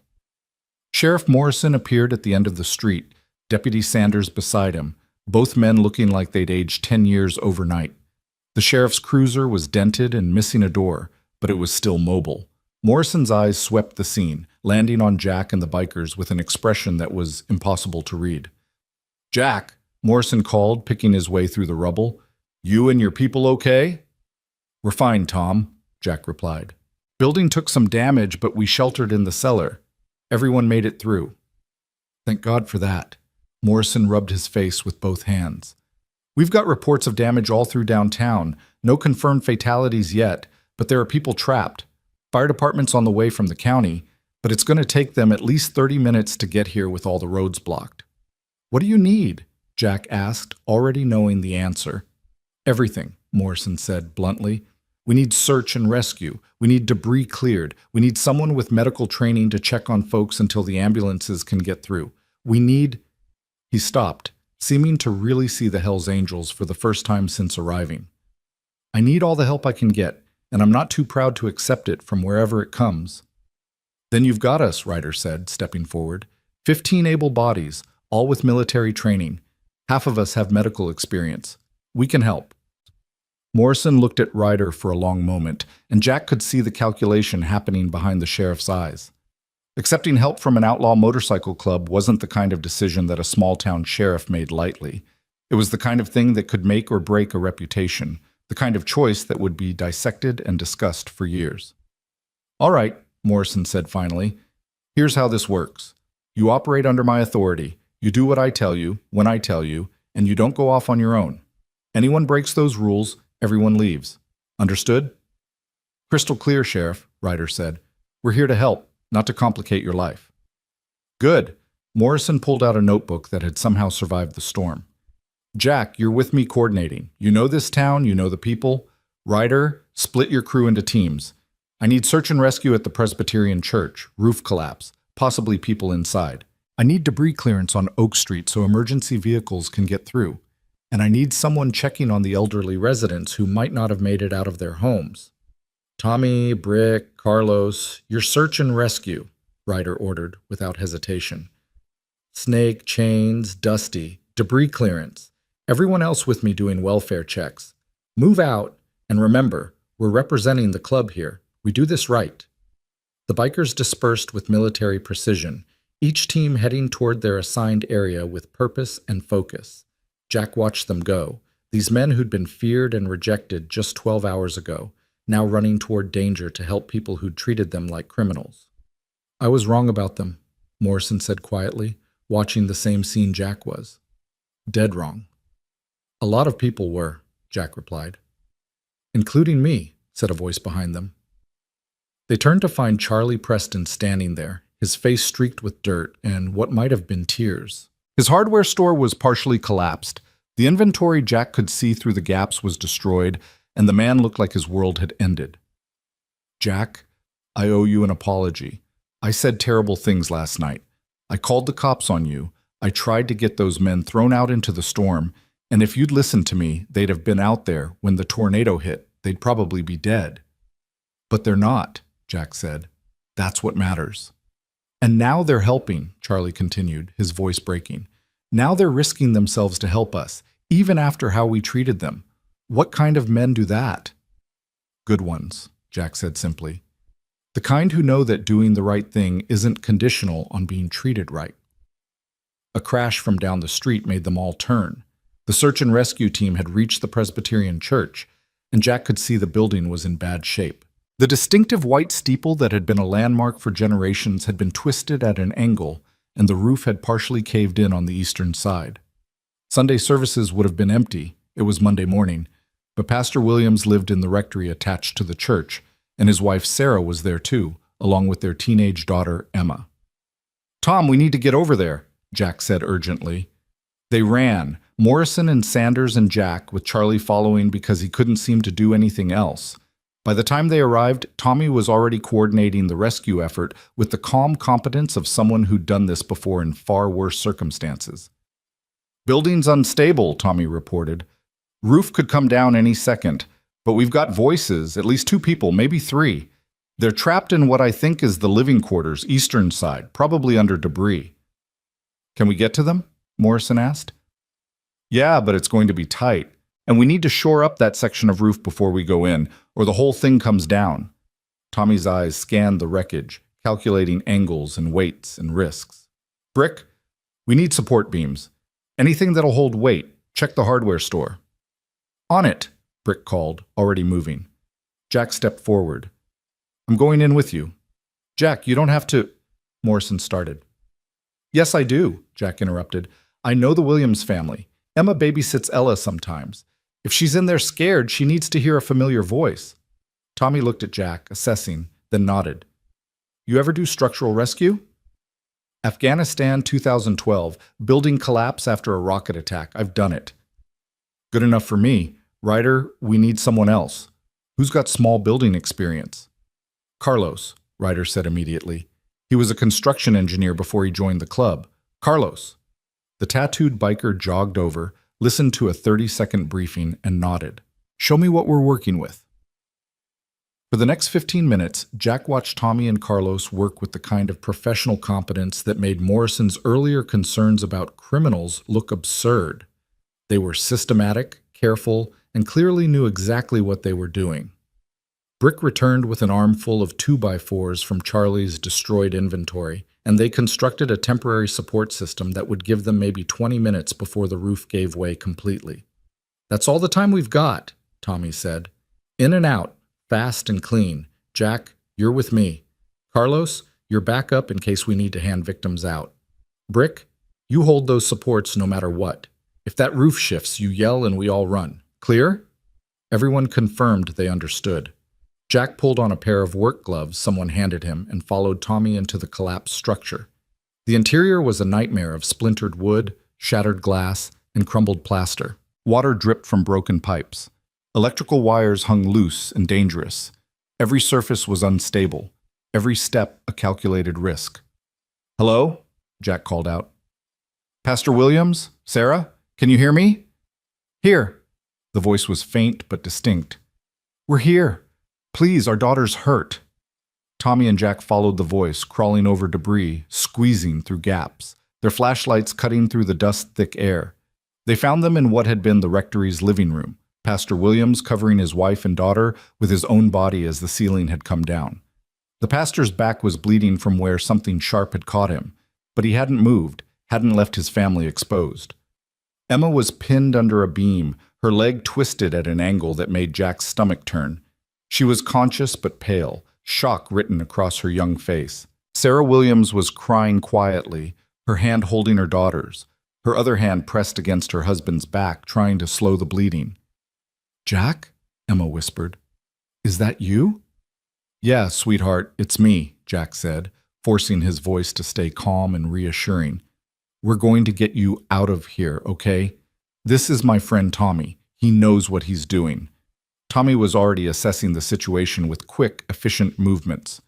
Beams got her trapped at the femur. We lift it, we carry her out. But we've got maybe 10 minutes before this whole place comes down. He looked at Jack. You steady? As a rock, Jack lied. His hands were shaking, his heart racing, memories of other rescues, some successful, some not, threatening to overwhelm him. But Emma needed him steady, so steady as what he'd be. Okay. On 3, we lift. Pastor, soon as that beam's clear, you grab your daughter and move. Don't worry about being gentle. Just move. Sarah, you help him. Jack and I will be right behind you. Tommy positioned himself. 1, 2, 3. They lifted. The beam was heavier than Jack expected, easily 200 pounds of solid wood, and his back screamed in protest. The old injury from the IED flared hot and vicious, but he gritted his teeth and held. Tommy grunted with effort beside him, muscles straining, face going red. Pastor Williams didn't hesitate. He scooped Emma up despite her cry of pain and started moving. Sarah followed, and then Tommy and Jack were backing out, still holding the beam, moving as fast as they dared through the unstable structure. Roof's shifting, Brick's voice boomed from outside. You got maybe 2 minutes. Go, go, go, Tommy shouted. They burst out of the building in a scramble of movement, Carlos catching Emma from her father's arms, everyone running clear. Jack and Tommy dropped the beam and ran the last 20 feet just as the temporary supports gave way and the roof collapsed inward with a sound like the world ending. Jack hit the ground hard, rolled, came up gasping. Tommy was beside him, and they were both covered in dust and dirt but alive. The Williams family was being attended to by Ryder and several other bikers. Emma was crying but conscious. Pastor Williams was standing despite his injuries, his arm around his wife, all three of them staring at the collapsed church with expressions of numb shock. "Thank you," Pastor Williams said, turning to Jack and Tommy. His voice was rough with emotion. "Thank you. You saved our lives." "Thank your builder," Tommy replied, breathing hard. "That rectory was solid. Gave us the time we needed." "No," the pastor said firmly. "Thank you, and thank God for sending you when we needed you most." He looked at Tommy's vest, at the Hells Angels patch clearly visible. "I've been a pastor for 30 years. I've preached a lot of sermons about not judging people by appearances. Today, God sent me a reminder that I needed to practice what I preach." Morrison's radio crackled to life. "Sheriff, this is Fire Chief Watson. We're 5 minutes out, but Oak Street is completely blocked. We can't get through." "Copy that," Morrison replied, then looked at where the debris clearance team was working. "Jack, think your boys can clear it faster?" "They're not my boys, they're riders," Jack corrected. "But yeah, I think they can." The next 3 hours were a blur of coordinated chaos. The Hells Angels worked alongside arriving firefighters and EMTs, the initial wariness dissolving in the face of competence and genuine willingness to help. The debris clearance team managed to open Oak Street in under an hour, working with a combination of brute force, strategic demolition, and the kind of teamwork that came from years of riding together. Brick, despite his fever and cough, lifted things that should have required mechanical assistance. Snake, a wiry biker with prison tattoos and the gentlest hands Jack had ever seen, helped EMTs triage the injured. Chains, whose real name was Marcus and who'd been a combat engineer in the Army, assessed structural damage and marked dangerous buildings. And everywhere they worked, the bikers were met with the same response: initial fear or suspicion that transformed into gratitude and then into something that looked like shame. Millbrook's residents were being forced to confront their own prejudices in the most direct way possible, and for many of them, it was clearly uncomfortable. Jack coordinated from a makeshift command post Morrison set up in front of the sheriff's office. Ella stayed close, helping where she could, running messages, bringing water to workers, offering words of encouragement that were surprisingly effective coming from a 10-year-old girl. She'd adopted the bikers as her personal heroes, and they in turn treated her with a protective gentleness that made Jack's throat tight. Around noon, a news crew from Harrisburg arrived, having navigated the blocked roads to get the story. The reporter was a young woman named Jennifer Chase, who'd clearly expected to find devastation and chaos. What she found instead was a story that her cameraman immediately recognized as something special. "Who are these guys?" Jennifer asked Morrison, watching as the bikers worked. "They're not fire department, not local emergency services, but they're everywhere, doing everything." "They're the Hells Angels Motorcycle Club," Morrison said. There was a pause as Jennifer's face cycled through disbelief. "The Hells Angels," she repeated. "The Outlaw Motorcycle Club." "The same," Morrison confirmed. "Got caught in the storm last night. Local veteran named Jack Hale gave them shelter. When the tornado hit and we needed help, they stepped up." Jennifer's eyes went sharp with the instinct of someone who recognized a major story. "Can I interview them?" "That's up to them," Morrison said. "But you should know, these men are veterans. Every single one of them served. They're not the stereotypes you might be expecting." Jennifer approached Ryder, who was taking a water break and looking exhausted. Jack watched the interaction from a distance, saw Ryder's initial reluctance give way to what looked like resignation. If the club was going to be in the news anyway, better to control the narrative. The interview lasted about 10 minutes. Jack couldn't hear what was said, but he could see the reporter's expression change from professional skepticism to genuine engagement. When she finished with Ryder, she interviewed Tommy, then Brick, then several of the townspeople who'd been helped. "Mr. Hale?" Jennifer approached Jack with her cameraman in tow. "I understand you're the one who gave the Hells Angels shelter last night." "I gave shelter to 15 people who needed it," Jack corrected. "What they wear on their backs doesn't change that they're human beings." "But you knew who they were," Jennifer pressed. "You knew the reputation. Weren't you worried?" Jack looked at where Ella was handing bottles of water to a group of firefighters, her small face serious and focused. He thought about the night before, about the decision to open his door, about the 4 words on his dog tag. "You know what worried me?" Jack said. "The idea of 15 people stuck in a tornado because I was too afraid to do the right thing. The idea of living the rest of my life knowing I'd let fear make me turn away from people who needed help. That worried me a hell of a lot more than some patches on a jacket. And now? Now they've proven what I already knew, that courage and compassion aren't about what you wear or what people think of you. They're about what you do when it matters." Jack looked directly at the camera. "These men are heroes. Every single one of them served this country in uniform. They're still serving, just in a different way. And anyone who can't see that because of a leather vest needs to take a hard look at their own prejudices." Jennifer smiled. "That's going to make a great soundbite. Thank you, Mr. Hale."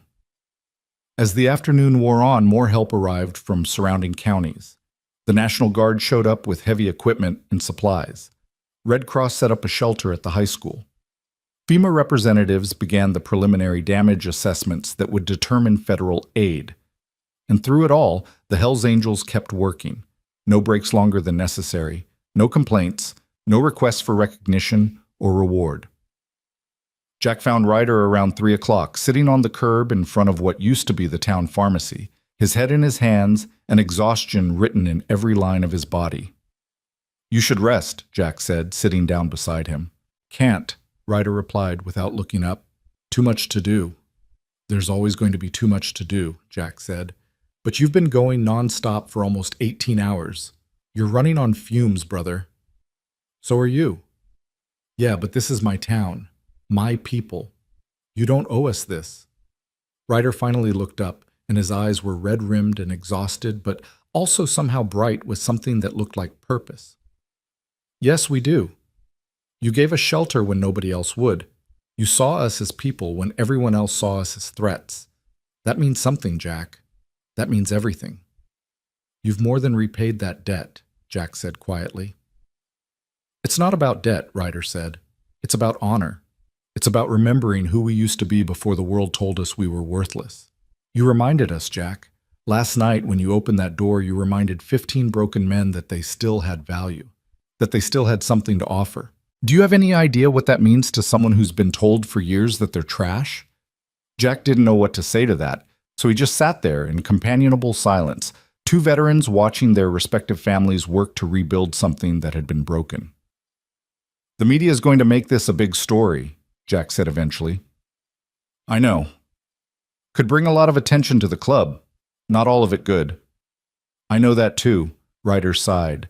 "But if it changes even one person's mind, if it makes even one scared parent look past the patches and see the people, then it's worth it." Movement caught Jack's attention.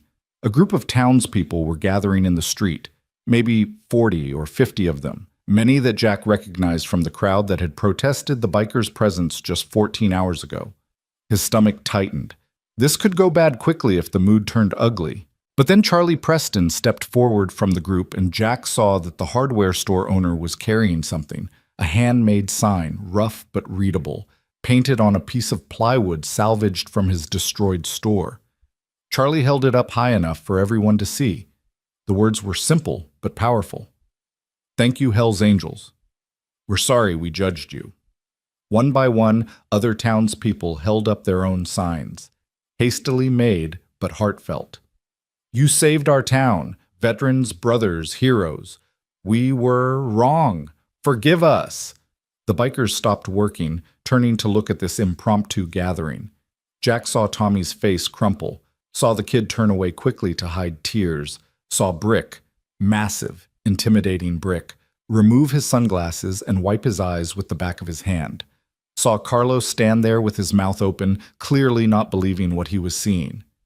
Then Mrs. Henderson stepped forward from the crowd. The 73-year-old widow who'd run away in fear just yesterday moved with purpose toward where the bikers stood. She approached Ryder, looked up at this big, bearded, leather-clad man, and did something that made Jack's vision blur. She hugged him. "I'm sorry," she said, her voice carrying in the sudden silence. "I'm so sorry I was cruel. I'm sorry I called you names. I'm sorry I judged you without knowing you. You saved my life today. You saved all our lives. And I want you to know that Millbrook will never forget what you did for us." Ryder stood frozen for a moment, clearly not knowing how to respond. Then his arms came up slowly, and he returned the hug, this huge biker embracing a tiny elderly woman with the gentleness of someone holding something precious and fragile. "It's okay," Ryder said, his voice rough. "It's okay, ma'am. We understand." But Mrs. Henderson wasn't done. She pulled back and turned to the crowd. "All of you," she called out, "come here. Show these men that we're better than our fear." And they came. Charlie Preston first, shaking hands with every biker he could reach, apologizing over and over. James Henderson next, his mother beside him. Then more. The pastor, despite his injuries. Sarah Williams with tears streaming down her face. Teenagers who'd watched from windows. Children who'd been scared. Elderly residents who'd locked their doors. The townspeople of Millbrook came forward one by one and in groups, offering handshakes and hugs and apologies and thanks. They came despite their earlier fear, despite their prejudices, despite everything they'd believed about what the Hells Angels represented. They came because actions had spoken louder than words, because courage had overcome fear, because 15 men had shown them what honor really looked like. Jack stood apart from the crowd, Ella beside him, and watched something remarkable happen. He watched walls come down, watched barriers dissolve, watched human connection bridge a gap that had seemed unbridgeable just hours before. "Dad?" Ella tugged on his hand. "Why is everyone crying?" "Because sometimes," Jack said, his own eyes burning, "when people realize they've been wrong about something important, it hurts. But it's a good hurt. It's the hurt of becoming better than you were." Deputy Sanders approached them, his young face serious. "Mr. Hale, there's something you should see." He led them to the makeshift command post where Sheriff Morrison was standing with a tablet in his hands. On the screen was a news website, and the headline made Jack's breath catch. "Hells Angels Save Pennsylvania Town After Tornado." Below it was Jennifer Chase's report, already posted and apparently going viral. The video showed everything: the bikers working, the rescues, Jack's interview. But the centerpiece was footage of Mrs. Henderson's apology and what had followed, the whole town coming together to thank the men they'd feared. "It's everywhere," Morrison said quietly. CNN picked it up, Fox News, MSNBC. It's trending on every social media platform. The whole country's watching Millbrook right now. "Is that good or bad?" Jack asked. "I'm not sure yet," Morrison admitted. "But I think it's important. I think people need to see this. Need to see that courage and compassion can come from unexpected places. That honor isn't about what you wear or what people think of you. It's about what you do when it matters most." Jack realized the sheriff was quoting him, using the words from his interview. He felt his face heat with embarrassment. "I didn't mean to become the spokesperson for—" "Too late," Morrison interrupted with a slight smile. "You made a choice last night that's going to be talked about for a long time. Might as well own it." As the sun began to set on Millbrook's longest day, Jack found himself standing once again in the bay door opening of his shop. The building had held through the tornado, though it would need significant repairs. His livelihood was damaged, but not destroyed. His town was battered, but not broken. And his choice to open a door during a storm had somehow managed to open hearts and minds in ways he never could have predicted. Ryder approached, his crew gathering behind him. "We should probably head out soon," he said, "before we overstay our welcome." "You could never do that," Jack replied. "Stay as long as you need. The shop's still standing. You're still welcome." "We appreciate it, brother. But we've got people worried about us, families who've been trying to reach us since the storm hit. Once the cell service comes back up, we need to let them know we're okay." Ryder glanced back at his crew. "Plus, I think we've done what we came to do. We helped. We made a difference. That's enough." "It's more than enough," Jack said. You changed this town today, changed the people in it. That's not a small thing." "We didn't change them," Ryder corrected. "You did. By opening your door, by showing them that fear doesn't have to win. We just helped them see what you'd already proven." Ella emerged from the shop carrying something wrapped in newspaper. She walked up to Ryder with the same determination she'd shown the night before when bringing blankets to strangers. "Mr. Ryder," she said, "I made something for you." She handed him the newspaper-wrapped package. Ryder unwrapped it carefully and found a drawing, crayon and marker on printer paper, the kind of art that only a 10-year-old could produce, but that carried more emotional weight than any professional piece could manage. The drawing showed 15 motorcycles arranged in a circle around a building. Standing in the center was a stick figure of a little girl and a taller figure that was clearly meant to be Jack. And surrounding them all, drawn with careful detail, were angels. Not the cherubim kind, but leather-clad figures with wings sprouting from their backs and halos above their heads. At the bottom, in Ella's careful handwriting, were the words, "Thank you for being angels. Love, Ella." Ryder stared at the drawing for a long moment, his jaw working as he fought for composure. When he finally looked up, his eyes were bright with unshed tears. "Miss Ella," he said, his voice thick, "this is the most beautiful thing anyone's ever given me. I'm going to treasure this forever." "Really?" Ella asked, pleased. "Really," Ryder confirmed. He crouched down to her level. "Can I tell you something?" Ella nodded. "Before we came to your town, I'd forgotten what it felt like to be treated like I mattered, like I was more than my mistakes, more than the worst things I'd ever done. Your dad reminded me that I'm still human, still capable of good things, and you reminded me why that matters. So thank you, little one. Thank you for seeing angels instead of devils." He handed her something from his pocket, a patch from his vest, one of the many decorative ones that told the story of his years with the club. It showed a motorcycle with wings, and underneath were the words, "Forever Two Wheels." "This is for you," Ryder said, "to remember that people aren't always what they seem, that courage means looking past the surface, and that sometimes the best people come in unexpected packages." Ella took the patch like it was made of gold, her face glowing with joy. She threw her arms around Ryder's neck in an impulsive hug that made several of the other bikers turn away quickly, suddenly very interested in checking their motorcycles. As night fell completely and the emergency lighting cast everything in artificial brightness, the Hells Angels prepared to leave. Their bikes had survived the storm undamaged, protected by the same concrete walls that had sheltered their riders. They performed final checks, said last goodbyes, and prepared to return to roads that felt a little less lonely than they had the day before. Jack shook hands with each of them, accepting thanks he didn't feel he'd earned and giving thanks that felt inadequate for what these men had done. They'd given his town more than rescue and recovery. They'd given it a lesson in humanity that no sermon or lecture could have matched. Tommy was the last to leave. The young biker, still pale but no longer shaking, gripped Jack's hand hard. "You probably saved my life last night," Tommy said.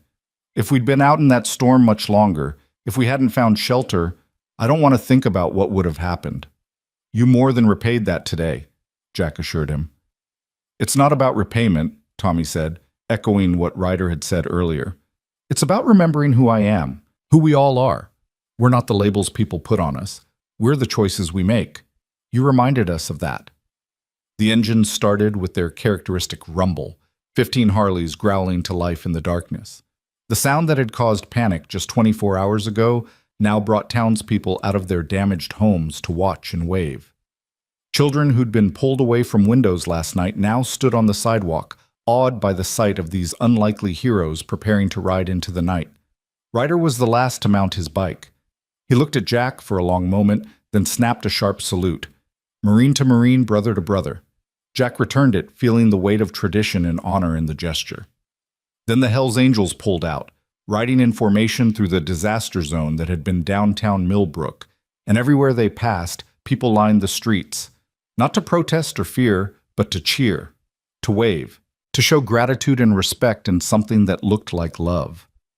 Jack watched until the taillights disappeared into the darkness, until the sound of the engines faded to nothing. Ella leaned against his side, clutching both her stuffed rabbit and the patch Ryder had given her. "Dad?" she said sleepily. "Do you think we'll ever see them again?" "I don't know, baby," Jack admitted. "But I think we'll remember them forever, and I think they'll remember us." "Because we were nice to them when no one else was?" "Because we saw them as people," Jack corrected gently. "That's all anyone really wants, to be seen, not judged, not feared, not labeled, just seen and accepted for who they really are." Ella yawned. I'm glad you opened the door, Dad. Me too, sweetheart, Jack said, looking at his damaged shop and his damaged town, and feeling, despite everything, a profound sense of rightness. Me too. The silence after the motorcycles left felt heavier than it should have, like the air itself was holding its breath waiting for what came next.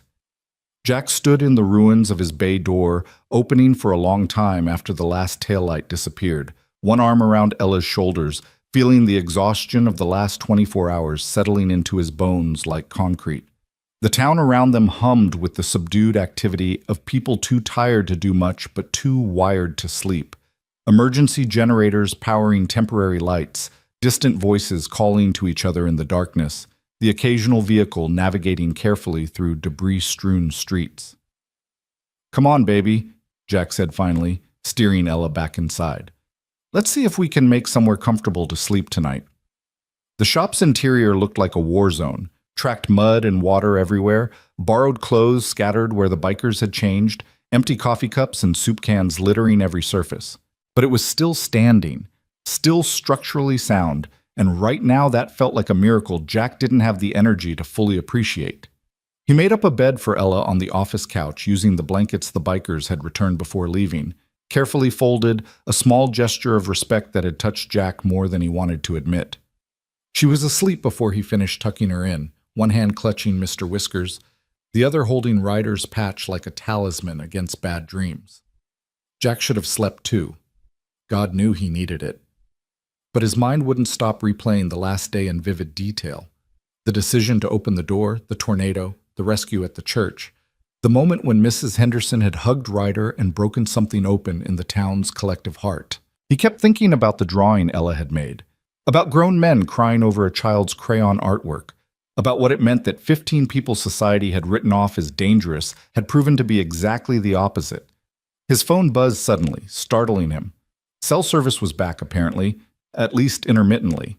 The screen showed 73 missed calls, 246 text messages, and notifications from social media platforms Jack barely remembered having accounts on. He scrolled through them with growing disbelief. Messages from high school friends he hadn't spoken to in 20 years. Emails from reporters requesting interviews. A voicemail from someone claiming to be a producer for a morning news show in New York. Text messages from former Marine Corps buddies he'd served with, half of them saying they'd seen the news coverage and weren't surprised Jack had done something like this. The other half asking if he'd lost his mind. And one message, time-stamped from 3 hours ago, that made his heart stop. It was from Sarah, his ex-wife, Ella's mother, the woman who'd walked away 2 years ago and hadn't looked back. "Saw the news. Is Ella okay? Call me." Jack stared at that message for a long time, feeling a complicated tangle of emotions he didn't have names for. Anger that she only reached out when the situation was dramatic enough to make national news. Relief that she'd reached out at all. Bitterness that concern for their daughter took a tornado to activate. Hope that maybe, just maybe, this meant something was changing. He didn't call. Couldn't. Not right now with his emotions too raw and his exhaustion too complete. Instead, he sent back a simple text. "Ella's fine. We're both fine. Storm missed us. Shop damaged but repairable. Don't worry." He turned his phone off before she could respond, before this could turn into the kind of conversation that would keep him up all night and leave him feeling hollowed out. There would be time for that later. Right now, he needed to focus on what was in front of him, the immediate problems of shelter and safety and figuring out how to rebuild. Sleep finally claimed him around 2 a.m, sitting in his desk chair with his head on his arms. It wasn't comfortable, and his back would hate him for it in the morning, but it was sleep, and that was enough. He woke to the sound of voices outside and pale morning light filtering through the gaps in his destroyed bay doors. For a moment, Jack couldn't remember where he was or why his back hurt so badly. Then it all came rushing back, the storm, the bikers, the rescue, everything. He groaned and sat up, his spine cracking in protest, and checked his watch. 7:30. He'd managed maybe 5 hours of broken sleep. The voices outside were getting louder, and now Jack could hear vehicles, multiple vehicles, heavy ones by the sound of it. He stumbled to the opening and looked out to find Main Street transformed overnight into something that looked like a combination construction site and military staging area. National Guard trucks were parked at regular intervals, soldiers in ACU patterns directing traffic and coordinating with local authorities. A mobile command center had been set up in the parking lot of what used to be the pharmacy. News vans with satellite dishes were clustered at the far end of the street, reporters doing stand-ups with the destruction as their backdrop. And everywhere, absolutely everywhere, people were working. The debris that had blocked the street yesterday was being loaded into dump trucks. Tarps were going up over damaged roofs. Construction crews with heavy equipment were clearing the most dangerous wreckage. FEMA representatives with clipboards were doing damage assessments. Red Cross volunteers were distributing water and food from a tent that hadn't been there when Jack fell asleep. "Mr. Hale," a voice made him turn. A young National Guard specialist stood at attention, looking uncertain. "Sir, Major Reynolds sent me to find you. He'd like to speak with you when you have a moment." "Give me 5 minutes," Jack said, suddenly very aware that he probably looked like hell, unshaven, covered in yesterday's dirt, wearing clothes he'd slept in.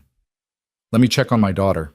Ella was still sleeping, curled into a tight ball with her stuffed rabbit. Jack didn't wake her. She'd earned the rest, earned whatever peace she could find after the chaos of yesterday. He quickly washed his face in the bathroom sink, changed into slightly less dirty clothes, and headed out to find whoever Major Reynolds was. The Major turned out to be a woman in her mid-40s with steel gray hair pulled back in a tight bun, and the kind of posture that screamed career military. She was standing outside the mobile command center with Sheriff Morrison, both of them studying a large map spread across the hood of a Humvee. "Mr. Hale," Morrison said when he spotted Jack. "Major Reynolds, this is the man I was telling you about." Reynolds extended her hand with a firm grip. "Staff Sergeant Hale, it's an honor. I've heard a lot about what happened here yesterday. Your actions were exemplary." "Just did what needed doing, ma'am," Jack replied, falling into the respectful formality that came automatically with military brass. "That's exactly the kind of attitude we need more of," Reynolds said. She gestured to the map. "We're coordinating the recovery effort. FEMA's already approved emergency funding. Army Corps of Engineers will be here this afternoon to assess infrastructure damage. But I wanted to talk to you specifically about something else." She pulled out a tablet and brought up a video. The news coverage from yesterday, Jack realized, showing the bikers working alongside townspeople, showing the rescue at the church, showing the emotional scene when Mrs. Henderson had apologized. "This," Reynolds said, "has created what we in crisis management call an opportunity. The story of what happened here has resonated nationally. People want to help. We've had offers pouring in, monetary donations, volunteer labor, supplies. But they're not just coming to help Millbrook. They're coming because of what you did, because of what those bikers did." "I don't understand what that has to do with me," Jack said slowly. "The governor's office has been in touch," Morrison interjected. "They want to make this a model recovery, showcase how a community can come together across differences, how veterans can lead the way in crisis response. They're talking about special recognition for you and the motorcycle club, possibly even a commendation ceremony." Jack felt his stomach tighten. "That's not necessary. We didn't do any of this for recognition." "I know that," Reynolds said. "That's exactly why it matters. But here's the reality, Mr. Hale. Whether you want it or not, you've become a symbol. A veteran who chose compassion over fear, who led by example, who reminded people that service doesn't end when you take off the uniform. That's powerful, and right now this town needs that power to rebuild."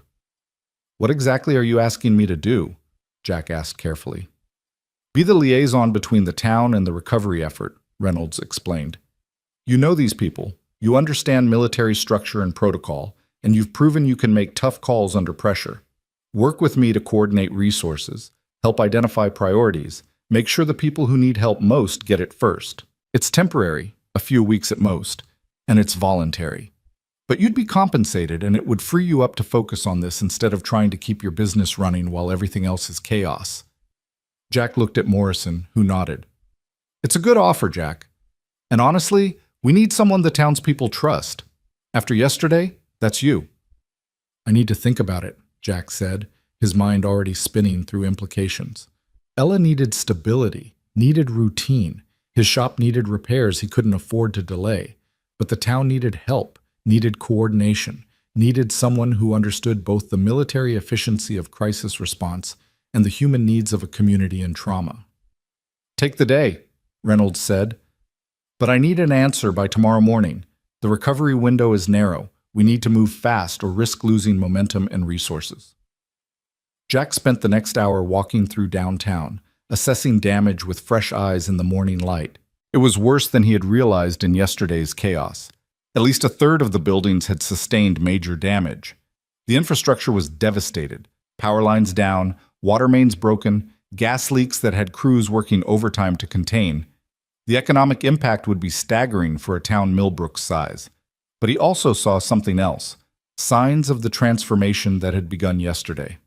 The hardware store, despite being partially collapsed, had a hand-painted banner across the front. "We're still open. Come around back." Mrs. Henderson's antique shop had volunteers already sorting through salvageable inventory. The Presbyterian church, despite the destroyed sanctuary, had set up a community meal service under a tent in the parking lot. And everywhere, people who would have walked past each other without speaking just 2 days ago were working together. The country club set alongside working-class families, old-timers who'd lived in Millbrook for generations alongside newcomers who'd moved in within the last year. The crisis had cracked something open in the town's social structure, and people were tentatively reaching through that crack toward connection. "Jack!" Charlie Preston waved from where he was supervising the salvage of his inventory. The big man looked like he'd aged a decade, but there was purpose in his movements that hadn't been there before the storm. "Got a minute?" Jack detoured over, stepping carefully through the rubble. "How's it looking, Charlie?" "Bad," Charlie admitted. "Insurance will cover some of it, but I'm going to take a major hit. Might be 6 months before I can reopen properly." He paused, swallowing hard. "But I'm alive. My wife's alive. And I've been thinking a lot about yesterday, about how I treated those bikers, about the things I said about you for helping them." "Charlie, you don't have to—" "Yeah, I do," Charlie interrupted. "I was wrong, Jack. Not just a little wrong, completely, fundamentally wrong. I saw the leather and the patches and the reputation, and I decided I knew everything I needed to know. And then they saved Emma Williams's life. They saved Pastor Williams. They worked harder than anyone to help this town, and I'd called them criminals to their faces." "They understood," Jack said. "They're used to that reaction." "That's the problem, though, isn't it?" Charlie's voice carried an edge of self-directed anger. "They're used to being judged and rejected and treated like threats. And that's wrong. That's on us, on people like me who decided it was easier to fear than to understand." He looked at Jack directly. "I want to do better.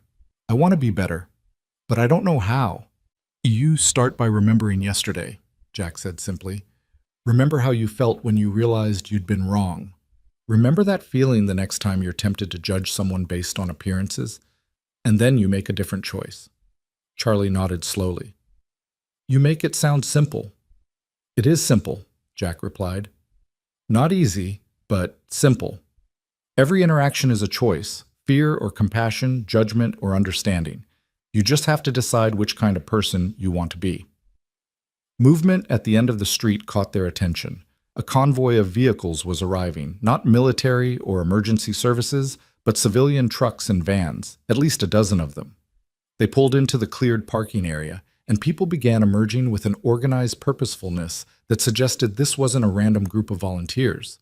Jack felt his breath catch as he recognized the figure leading them. Ryder Jones, looking tired but determined, wearing his leather cut over a clean t-shirt. Behind him came the rest of the Hells Angels from yesterday, and behind them came more, at least 30 additional bikers, maybe more, some wearing matching cuts and others in civilian clothes, but all moving with the same sense of mission. "We came back," Ryder called out when he spotted Jack. His voice carried across the street, making heads turn. "Couldn't stay away. Figured you might need some help with the heavy lifting." Jack walked toward him in a daze, aware of the townspeople gathering, aware of cameras suddenly pointing in their direction, aware that this moment was going to be significant in ways he couldn't fully predict. "You didn't have to come back," Jack said when he reached Ryder. "Yeah, we did," Ryder replied. "Called in favors from other chapters. Hells Angels from Pittsburgh, Cleveland, Philadelphia. Called some other clubs too. Brothers who understand what it means to be judged by patches instead of actions. Word got out about what happened here, about how this town overcame their fear and showed us respect. That matters, Jack. That matters to a lot of people who've been told they don't matter. Tommy stepped forward from the group, looking healthier than he had yesterday, his young face split by a wide grin. Plus, we brought supplies, building materials, tools, generators, food, water, everything we could gather in 12 hours. Clubs all over the Northeast contributed. We've got enough to make a real difference. Brick emerged from one of the trucks carrying a massive toolbox like it weighed nothing. Where do you need us, Jack? Jack looked at these men who'd come back, who'd brought reinforcements, who'd somehow managed to organize a major relief effort overnight. He looked at the townspeople watching with expressions ranging from amazement to gratitude to lingering uncertainty. He looked at Major Reynolds, who'd appeared from the command center with an expression that suggested she was rapidly recalculating her assessment of the situation. Everywhere, Jack said finally. We need help everywhere. What followed was organized chaos that somehow managed to be more organized than chaotic. Reynolds, after a brief consultation with her staff in Morrison, officially incorporated the motorcycle clubs into the recovery effort. The bikers were divided into work crews based on skills: construction, electrical, plumbing, general labor. They coordinated with National Guard units, with local contractors, with volunteer groups that were arriving from surrounding communities. And they worked with an intensity that left everyone else scrambling to keep up. These were men who'd spent yesterday proving they had value. Today, they were reinforcing that proof with every nail hammered, every board lifted, every hour of backbreaking labor freely given. They weren't trying to change minds anymore. They were simply being who they'd always been beneath the patches and the prejudice. Good men doing good work. Jack found himself drafted into exactly what Reynolds had proposed: liaison and coordinator, the bridge between military efficiency and community needs. He moved between work sites, identified priorities, solved problems, and generally made himself useful in ways he hadn't realized he was capable of. It felt good, felt purposeful in a way his regular work sometimes didn't. This wasn't just fixing engines or replacing brake pads. This was rebuilding lives. Around noon, a sleek black SUV pulled into town with government plates and an air of importance that made everyone take notice. The governor emerged, a polished politician in his 50s who'd built his career on being everywhere important during crisis moments. He was accompanied by aides, security, and what looked like his own media team. "This is going to be a circus," Morrison muttered to Jack as they watched the governor glad-hand his way through the crowd, stopping for photos with volunteers and victims alike. The governor eventually made his way to where Jack and Ryder were coordinating the work on Oak Street. Up close, he had the practiced warmth of someone who'd spent decades in public life, but his eyes were sharp and calculating. "You must be Jack Hale," the governor said, extending his hand. "Governor Mitchell. I've been very impressed by what I've seen here, the community response, the volunteer effort, the way different groups have come together. This is Pennsylvania at its best." "Governor," Jack acknowledged neutrally, shaking the offered hand. Mitchell turned to Ryder. "And you're Sergeant Jones, if I'm not mistaken, the Marine who organized this remarkable relief effort." "Just helping out, Governor," Ryder said. His voice was carefully respectful, but carried an undercurrent of wariness. Men like them had learned not to trust politicians who showed up with cameras after the hard work was already done. "Well, your help has been extraordinary," Mitchell said. He lowered his voice slightly, though not so much that the cameras couldn't still pick up his words. "I want to do something to recognize what you've done here, both of you, and the men who've worked so tirelessly. I'm thinking a formal commendation ceremony, possibly at the state capitol. Show the nation that Pennsylvania values service and community, regardless of background." "That's not necessary," Jack said immediately. "We didn't do this for recognition," Ryder added. "I know that," Mitchell replied smoothly. "But sometimes recognition serves a larger purpose. It sends a message about inclusivity, about second chances, about how we treat veterans. That message matters, gentlemen. And right now, in this political climate, positive messages about unity are in short supply." Jack exchanged a glance with Ryder, seeing his own skepticism reflected back. This wasn't about them or the town. It was about optics, about a politician seizing an opportunity to look good during an election year. "We'll think about it," Jack said, "because refusing outright would create more problems than it solved." "That's all I ask," Mitchell said. He turned to his aide. "Make sure we get photos with both of them, and some of the volunteers. I want to emphasize the bipartisan, cross-community aspect of this response. As the governor moved away to continue his tour, Ryder let out a long breath. "Politician," he said with distaste. "Same in every state, every era. Only care about people when there's a camera pointed at them." "Maybe," Jack said. "Or maybe sometimes their motives don't matter if the outcome is still positive. If a commendation ceremony gets more resources for Millbrook, if it changes even one person's mind about motorcycle clubs, then does it matter if the governor's motivations are selfish?"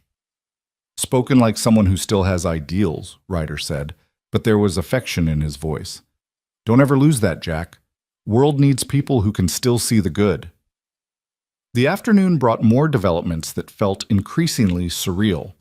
A major construction company announced they were donating materials and labor for the rebuilding effort. Their CEO had seen the news coverage and been moved by the story of community overcoming prejudice. A veterans organization pledged funding for repairs to any veteran-owned business damaged in the storm. 3 different churches from surrounding counties arrived with food, supplies, and volunteers. And the donations kept pouring in online. A GoFundMe. Someone had started for Millbrook's recovery had raised over $200,000 in less than 24 hours. The money was real, the help was tangible, and all of it traced back to a single decision to open a door during a storm. Jack was coordinating a work crew at the church when Ella found him, accompanied by Deputy Sanders. His daughter looked small and worried, clutching Mr. Whiskers to her chest. "Dad, there's a lady here," Ella said quietly. "She says she's my mom." Jack's world tilted sideways. He looked past Ella to where a rental car was parked on the street, and there she was, Sarah, his ex-wife, Ella's mother. She looked the same and different simultaneously. Same blonde hair and blue eyes, but thinner, more polished, wearing clothes that spoke of the successful California life she'd built away from them. "I'll handle the crew," Ryder said quietly, reading the situation instantly. "Take your time." Jack walked towards Sarah with Ella's small hand in his, feeling like he was moving through water, like reality had become something thick and resistant. They met in the middle of the street. This woman he'd loved and married and divorced. This woman who'd given him the greatest gift of his life and then walked away from both of them. "Jack," Sarah said. Her voice was exactly as he remembered, soft, slightly hesitant, carrying California vowels that hadn't been there when they'd met. "I had to come. I saw the news and I couldn't just sit there and—" "We're fine," Jack interrupted. "I told you in my text, we're both fine." "I can see that," Sarah said. She crouched down to Ella's level, her face softening with an emotion that looked genuine. "Hi, baby. I've missed you so much." Ella didn't move forward, didn't run into her mother's arms the way she might have 2 years ago. Instead, she stayed pressed against Jack's leg, her expression guarded in a way that broke his heart because children shouldn't have to guard themselves against their own parents. "Hi, Mom," Ella said quietly. Sarah's face crumpled slightly at that lukewarm reception, but she held herself together. "Can we talk?" she asked Jack. "Please, just for a few minutes?" Jack wanted to say no, wanted to send her away before she could disrupt the fragile stability he'd built for Ella, before she could promise things she wouldn't deliver and break their daughter's heart again. But Ella was watching him, and he knew this moment would teach her something about how adults handle difficult situations. "Ella, go find Mr. Ryder," Jack said gently. "Stay where I can see you, okay?" Ella nodded and ran off toward where Ryder was directing the work crew. Jack watched until he was sure she was safely occupied, then turned back to Sarah. "What are you doing here, Yeek?" he asked, keeping his voice neutral. "I told you. I saw the news. A tornado, Jack. Our daughter was in a tornado and I was 2,000 miles away drinking wine at a networking event when it happened." Sarah's voice cracked. "I got on the first flight I could book." "That's not an answer to my question," Jack pressed. "You haven't called in 6 months. You missed Ella's birthday, missed her school play, missed everything. You don't get to swoop in now because a news story made you feel guilty." "You think I don't know that?" Sarah shot back, tears starting to flow. "You think I don't know what a terrible mother I've been? I know, Jack, I know, and I hate myself for it, but I can't change the past. I can only try to do better now." "Why?" Jack demanded. "Why now? Why this crisis? Why not any of the 100 other moments when Ella needed her mother? Sarah wiped her eyes, smearing mascara. Because seeing you on the news, seeing what you did, how you opened your shop to those bikers when everyone else was afraid, reminded me of why I fell in love with you. You've always been brave, always been willing to do the hard right thing instead of the easy wrong thing. And I realized that I've spent 2 years doing the opposite, taking the easy path, avoiding the hard conversations, pretending I could build a new life by just forgetting the old one. And you think one visit fixes that? Jack asked. You think showing up during a disaster makes up for 2 years of absence? No, Sarah said simply. I don't think that, but I want to try. I want to be part of Ella's life again, if she'll let me. If you'll let me. I know I have to earn that.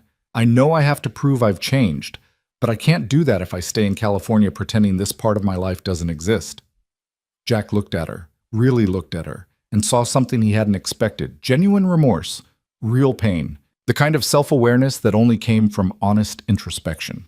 It didn't excuse what she'd done, didn't erase the hurt she'd caused, but it suggested that maybe, just maybe, people could change. I need to think about this, Jack said finally. And more importantly, Ella needs to think about it. She's the one you hurt most. She's the one who gets to decide if she wants you back in her life. I understand, Sarah said. She looked past Jack to where Ella was helping hand tools to the work crew, her small face serious and focused. She's grown so much. I've missed so much. Yeah, Jack agreed. You have. Sarah started to say something else, but movement behind Jack made them both turn. Ryder was approaching, his expression carefully neutral but his body language protective. Sorry to interrupt, Ryder said, but we've got a situation that needs Jack's input. Foundation issue at one of the buildings on Pine Street. It was almost certainly not urgent enough to interrupt a personal conversation, which meant Ryder was giving Jack an out, a way to end this interaction before it became more complicated. Jack felt a surge of gratitude for this man who barely knew him but who'd stepped up to protect him anyway. I need to go, Jack told Sarah. There's a lot of work to do here. Can I stay? Sarah asked. Help with the recovery effort? I took a week off work. I don't have anywhere else to be. Jack wanted to say no, wanted to protect Ella from the possibility of further disappointment, but he thought about what he'd told Charlie Preston earlier, about making choices between fear and compassion, about deciding what kind of person you wanted to be. Fine, he said. You can stay. But you're here as a volunteer, not as Ella's mother. You haven't earned that title back yet. You're just Sarah, another pair of hands helping.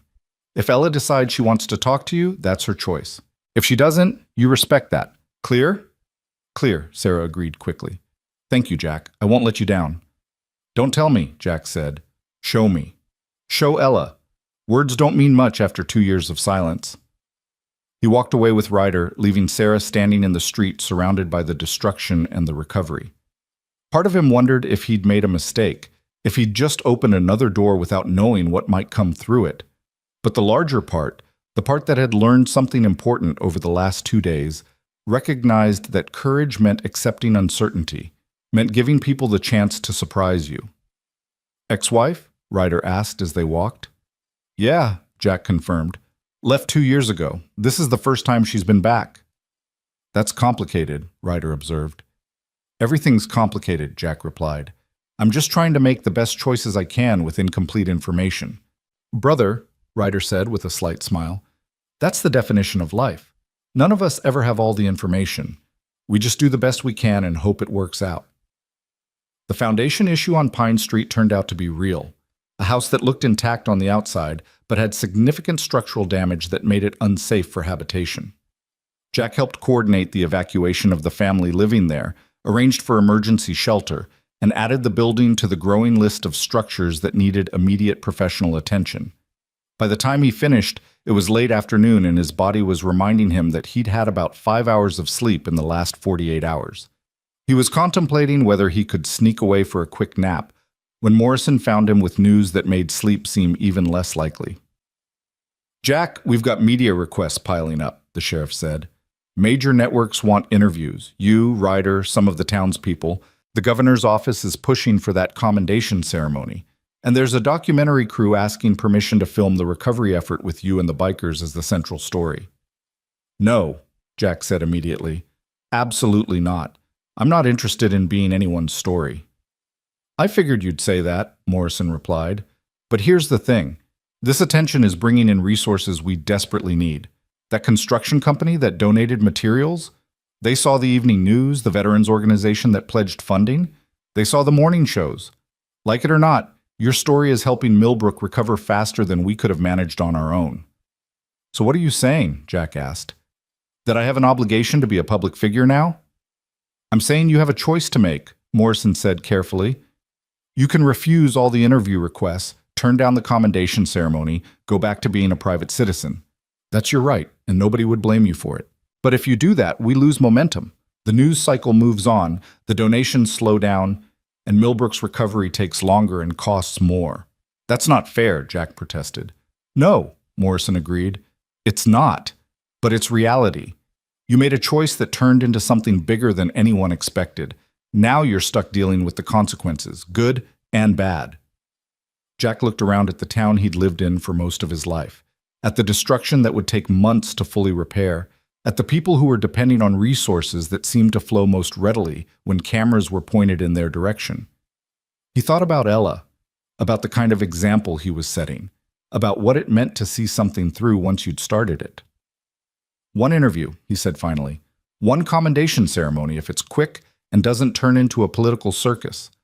But I'm not becoming the poster boy for anything. And Ryder and his crew get equal billing. This story doesn't work if it's just about me.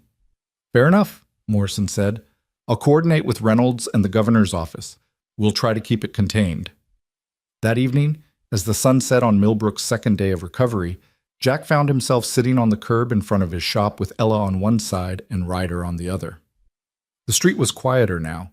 Work crews had broken for dinner, volunteers were settling into temporary housing, and the controlled chaos of the day had given way to exhausted stillness. Sarah sat nearby, but not too close, respecting the boundaries Jack had set. She'd spent the day working with a food distribution team, handing out meals and supplies to affected families. To her credit, she hadn't pushed for more interaction with Ella, hadn't tried to force a reunion that their daughter clearly wasn't ready for. She'd just been present, working, showing through actions instead of words. Dad? Ella said quietly. Why did Mom really come back? It was the question Jack had been dreading, the one he didn't have a good answer for because he wasn't entirely sure himself. But Ella deserved honesty, even when honesty was complicated. I think, Jack said carefully, she came back because she realized she'd made a mistake. People do that sometimes, make choices they regret, and then they have to figure out how to fix what they broke. But can you fix it? Ella asked. If you break something really bad, can you really put it back together? Jack looked at the town around them, at buildings being shored up, at structures being stabilized, at destruction being slowly transformed into reconstruction. Sometimes, he said, not always, and never exactly the same as before, but sometimes you can build something new that's still good, still valuable, even if it's different than what you had originally. Is that what Mom's trying to do? Ella asked. Build something new? I think so, Jack replied, but that's up to her to prove and up to you to decide if you want to let her try. Ella was quiet for a long moment, processing this with the seriousness that only children brought to big emotional questions. Finally, she said, I want to be brave like you, Dad. Like you were when you opened the door for the bikers. But I don't know if I'm brave enough to let Mom back in. Baby, Jack said, pulling her close, being brave doesn't mean you're not scared or hurt. It means you're honest about how you feel, and you make the choice that feels right to you, not the choice other people want you to make. Whatever you decide about your mom, whether you want to give her another chance or whether you need more time, that's okay. There's no wrong answer here. Ryder had been quiet through this exchange, but now he spoke up. Can I tell you something, Miss Ella? Ella nodded. I made a lot of mistakes in my life, Ryder said. Did things I'm not proud of, hurt people I loved, became someone I didn't recognize. And for a long time I thought that was just who I was. Broken, unfixable, not worth saving. But then people like your dad gave me chances I didn't deserve. They saw past the mistakes to the person I could still be. And that changed everything. So maybe your mom is broken too, and maybe she's made mistakes she can't undo. But people can change if someone gives them the chance. It doesn't mean you have to be the one to give that chance, but it means the possibility exists if you decide that's what you want. Ella looked at Ryder with the intensity that only children managed, like she was looking straight into his soul. Did you change because people were nice to you? Partly, Ryder admitted. But mostly I changed because I decided I wanted to be someone different than who I'd been. The people being nice just made that decision feel possible instead of impossible. So Mom has to decide to change, Ella said, working through the logic, and then I have to decide if I believe her. That's about right, Ryder confirmed.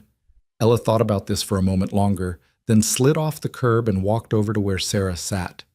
Jack's heart clenched, uncertain what was about to happen. He started to stand, to intervene, but Ryder put a hand on his arm. Let her, Ryder said quietly. She needs to do this her way.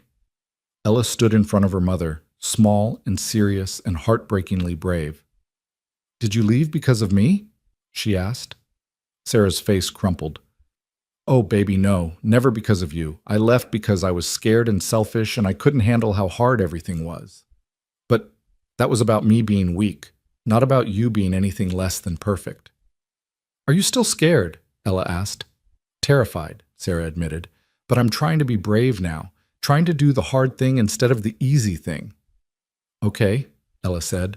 And then, in a gesture that made Jack's eyes burn, she extended her hand to her mother. Not a hug, not forgiveness, but the beginning of a possibility. You can help me bring water to the workers, but you have to actually help. You can't just pretend and then leave again. I'll help, Sarah promised, taking Ella's small hand in both of hers like it was something precious and fragile. I'll really help. They walked away together toward the volunteer station, and Jack watched them go with emotions so tangled he couldn't begin to sort them. Relief, fear, hope, anger, love, all of it mixed together into something that hurt and healed simultaneously. Your kid's got more wisdom than most adults, Ryder observed. Yeah, Jack agreed. She does. I don't know where she gets it, but I'm grateful for it. She gets it from you, Ryder said, from watching you make brave choices even when they're hard. That's what kids learn. Not from what we say, but from what we do when it matters. As night fell completely and the temporary lights flickered on across Millbrook, Jack allowed himself a moment to just sit and breathe. The town was damaged but not destroyed. His daughter was hurting but also healing. His ex-wife was back but on probationary terms. The Hells Angels had returned and brought an army of support with them. And tomorrow would bring more challenges, more media attention, more complicated decisions. But tonight, right now, in this moment, Jack Hale felt something he'd been missing for a long time. He felt like maybe, just maybe, doing the right thing actually mattered. That opening doors instead of locking them, choosing compassion instead of fear, seeing people instead of labels. Maybe all of that actually made a difference in the world. Thank you, Jack said to Ryder, for coming back, for bringing help, for everything. Brother, Ryder replied, I think we're past thank yous. We're family now, not the kind you're born into, but the kind you choose, the kind that matters. And sitting there on a curb in a broken town being rebuilt by unlikely heroes, Jack thought that maybe Ryder was right. Maybe family wasn't just about blood or marriage licenses or legal documents. Maybe it was about showing up when it mattered, about doing the hard work of caring, about choosing each other day after day, even when it wasn't easy. Maybe that was the real lesson of these impossible 2 days, that in the end, we're all just people trying our best, and the bravest thing we can do is recognize our shared humanity and act accordingly. The story was far from over. There would be more challenges tomorrow, more decisions to make, more consequences to face. But for tonight, in this moment, Jack chose to believe that opening one door during a storm had somehow managed to open many more. Doors between people who'd been separated by fear and prejudice. Doors between past and future. Doors between who we've been and who we might become. And through those open doors, something new was being built. Something better. Something worth fighting for. The next morning arrived with the kind of clarity that only comes after storms. The sky scrubbed clean and impossibly blue, the air sharp with the scent of torn wood and earth turned inside out. Jack woke in his office chair again, his neck protesting the angle he'd slept at, and found Ella already awake and dressed, sitting at his desk drawing with the concentrated intensity she brought to everything she did. "Morning, baby," Jack said, his voice rough with sleep. "How long you been up?" "A while," Ella replied without looking up from her drawing. "I couldn't sleep anymore. My brain keeps thinking about too many things." Jack moved to stand behind her, looking over her shoulder at what she was creating. It was another picture of the motorcycles, but this time the drawing included more detail. The individual bikers with their different faces, the townspeople working alongside them, and in the center, a small figure that was clearly Ella herself, holding hands with two taller figures. One was obviously Jack. The other, Jack realized with a jolt, was Sarah. "That's beautiful, sweetheart," Jack said carefully. "You want to talk about what you're thinking?" Ella set down her crayon and turned to face him, her young face serious in a way that made her look older than her 10 years. "I'm thinking about Mom, about whether people really can change or if they just say they will and then don't." It was a question Jack had been asking himself since Sarah appeared yesterday, a question he didn't have a good answer to because the truth was complicated and painful and not the kind of thing you could explain easily to a child who'd already been hurt too much. "I think," Jack said slowly, sitting down so he was at her eye level, "that people can change, but only if they really want to. And the only way to know if someone really wants to change is to watch what they do, not what they say. Words are easy, actions are hard." "So I should watch what Mom does?" Ella asked. Yeah," Jack confirmed. "Watch what she does. See if her actions match her words. And then you decide, not me, not anyone else. You get to decide if you want to let her back into your life and how much you want to let her in." "What if I decide wrong?" Ella's voice was small, frightened. "What if I give her another chance and she leaves again?"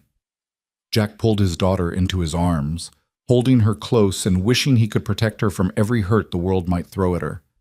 But he couldn't, and trying to would only make her less prepared for the inevitable pain that came with being human. "Then you'll hurt," Jack said honestly, "and it'll be bad, and you'll cry, and it'll feel like the end of the world. But you'll also know that you were brave enough to try, brave enough to give someone a second chance, even when it scared you. And that matters, Ella. That says something important about who you are." "What does it say?" Ella asked, her face pressed against his chest. "That you're the kind of person who leads with love instead of fear," Jack replied. "That you're stronger than the things that have hurt you. That you're exactly the person I raised you to be." Ella was quiet for a moment, then pulled back to look at him. "Okay, I'll watch what she does. But Dad, if she leaves again, you have to promise you won't be sad." "Baby, I can't promise that," Jack said gently. "If your mom leaves again, I'll be sad because you'll be sad. But I promise I'll be here no matter what. I'm not going anywhere. You're stuck with me." "Good," Ella said, and the relief in her voice made Jack's heart ache. "Because you're the best dad in the whole world, and I don't want a different one." "Well, you're the best daughter in the whole world, so I guess we're stuck with each other," Jack replied, tickling her until she giggled. It felt good to hear her laugh, felt like maybe despite everything, they were going to be okay. The sound of vehicles outside interrupted the moment. Jack looked out to see the street already filling with workers, the bikers returning for another day of labor, National Guard troops organizing equipment, volunteers arriving in cars and vans with supplies and willing hands. The recovery effort was ramping up again, and with it came the weight of expectations Jack still wasn't sure he wanted to carry. "Come on," Jack said to Ella. "Let's get some breakfast and see what today brings." They emerged from the shop to find organized chaos that was somehow more organized than yesterday. Someone had set up a proper command center with tables, maps, and communication equipment. Coffee and donuts were available at a volunteer station that hadn't existed 12 hours ago. And everywhere Jack looked, people were working with purpose and coordination that suggested the recovery effort had found its rhythm. Ryder was at the command center with Major Reynolds, both of them studying a large map covered in colored markers. He looked up when Jack approached, and despite the obvious exhaustion on his face, he was smiling. "Morning, brother," Ryder called. "Sleep okay?" "Define okay," Jack replied. "What's all this?" Reynolds answered before Ryder could. "Coordinated recovery plan. We've assessed all the major damage, prioritized repairs based on safety and utility, and assigned work crews to each site. The bikers are handling most of the heavy construction since they've got the skills and the manpower. National Guard is focused on infrastructure, power, water, gas. Volunteers are doing the lighter work, cleanup, sorting, food distribution. It's actually impressive, Ryder added. Turns out when you get military efficiency and biker brotherhood working together, you can accomplish things pretty fast. Jack studied the map, seeing his town reduced to colored zones and priority markers. Red for critical damage, yellow for moderate, green for minor. Too much red. But the yellow and green areas suggested that Millbrook wasn't as destroyed as it had felt in the immediate aftermath. "Where do you need me?" Jack asked. "Actually, you've got a different assignment today," Reynolds said. She handed him a printed schedule that made his stomach sink. Governor's office finalized the commendation ceremony. It's at 2 this afternoon at the high school gym. You, Ryder, and selected representatives from the motorcycle clubs. There will be media, probably protesters. Some people aren't happy about the state honoring an outlaw motorcycle club, and definitely political speeches. I need you there. I agreed to one ceremony, Jack said, not to become a political prop. I know, Reynolds replied, her voice sympathetic. But here's the reality. The governor is announcing a $10 million disaster relief package for Millbrook during that ceremony. $10 million, Jack. That's infrastructure repairs, business loans, housing assistance. It's the difference between this town recovering in 6 months versus 2 years. He wants to make a big show of unity and community spirit, and you and the bikers are the centerpiece of that show. So we smile for the cameras, and he gets his photo op, Ryder said flatly, and Millbrook gets the money it needs. That about sum it up? Yes, Reynolds admitted. I'm not going to pretend this is about anything other than optics. But sometimes optics serve a purpose beyond politics. This story, what happened here, how you all came together, it's resonating nationally. It's changing conversations about veterans, about motorcycle clubs, about how we treat people who look different than us. That matters. Jack looked at Ryder, seeing his own frustration reflected back. Neither of them had asked for this. Neither of them wanted to be symbols or spokespeople or examples of anything. They'd just done what seemed right in the moment, and now that moment had snowballed into something neither of them could control. We do this ceremony, Jack said finally, and then we're done. No more interviews, no documentary crews, no political events. We get Millbrook the resources it needs, and then everyone leaves us alone. Deal? Deal, Reynolds agreed quickly. I'll make sure the governor's office understands that today is it. And we have final say on what's said about the club, Ryder added. I don't want anyone spinning this into something it's not, or making promises about motorcycle club reform that we never agreed to. Understood, Reynolds said. You'll have a chance to review the governor's speech before he delivers it. They spent the next few hours preparing for a ceremony neither of them wanted. Jack showered for the first time in 2 days, changed into the only dress clothes he owned, khakis and a button-down shirt that had seen better days, and tried to mentally prepare himself for being the center of attention. Ella insisted on coming, wearing her best dress and carrying both Mr. Whiskers and the patch Ryder had given her like they were magical talismans. Sarah appeared as they were getting ready to leave, looking nervous and uncertain. Can I come? She asked Jack quietly. To the ceremony? I'd like to be there to support Ella, and you. Jack wanted to say no, wanted to keep this complicated enough without adding his ex-wife to the mix. But Ella was watching him, and he remembered what he'd told her about watching actions instead of listening to words. If Sarah was really trying to change, really trying to be present, then showing up mattered. Fine, Jack said. But you're there as a spectator, not as family. Let's be clear about that. Crystal clear, Sarah agreed. Thank you, Jack. The high school gym had been transformed into something that looked like a bizarre combination of political rally and award ceremony. Bleachers were filled with townspeople, media cameras lined the back wall, and a stage had been erected at one end with a podium bearing the state seal. American flags flanked the stage, and a banner behind the podium read, "Pennsylvania Stands Together." Jack felt his stomach churn as they entered. This was too much, too public, too everything. He saw reporters pointing cameras in his direction, saw people in the crowd recognizing him and Ella. Ryder and the other bikers were already there, looking equally uncomfortable in their leather cuts, standing together in a tight group that spoke of mutual support in enemy territory. "Mr. Hale?" A young aide with a clipboard materialized at Jack's elbow.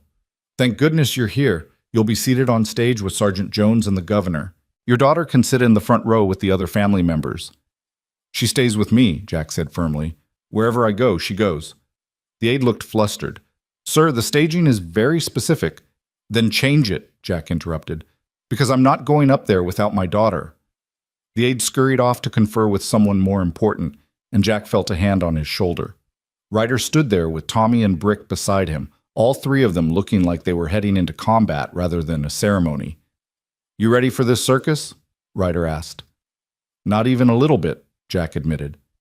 "Yeah, me neither," Ryder said, but we do it together, right? That's how brothers operate."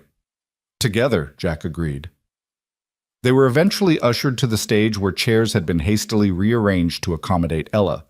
She sat between Jack and Ryder, small and serious, her eyes wide as she took in the crowd.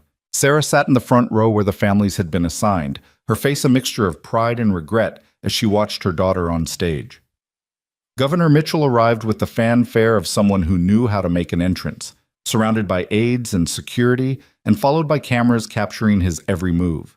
He worked the room like a professional, shaking hands and taking photos, his smile never wavering even though his eyes remained calculating. When he finally took the podium, the gym fell silent. Mitchell was a practiced speaker, and his voice carried easily through the space without needing the microphone. "My fellow Pennsylvanians," he began, "we gather today in the aftermath of tragedy to celebrate the very best of what makes our Commonwealth great. 3 days ago, a catastrophic tornado struck this community. Lives were disrupted, property was destroyed, and the town of Millbrook faced its darkest hour." Jack listened to the governor paint a picture of devastation and heroism that was both accurate and somehow sanitized, the rough edges of reality smoothed into something more palatable for public consumption. He talked about community resilience and the American spirit and a dozen other phrases that sounded good but felt empty. "But in that darkness," Mitchell continued, "light emerged in the most unexpected form. When 15 members of the Hells Angels Motorcycle Club sought shelter from the storm, they were met not with fear, but with compassion. Jack Hale, a decorated Marine veteran and small business owner, made a choice that would change this town forever. He opened his door. The crowd applauded, and Jack felt his face heat with embarrassment. This was exactly what he'd been afraid of, being turned into a symbol, having a complex decision reduced to a soundbite, being held up as an example when all he'd done was what any decent person should do.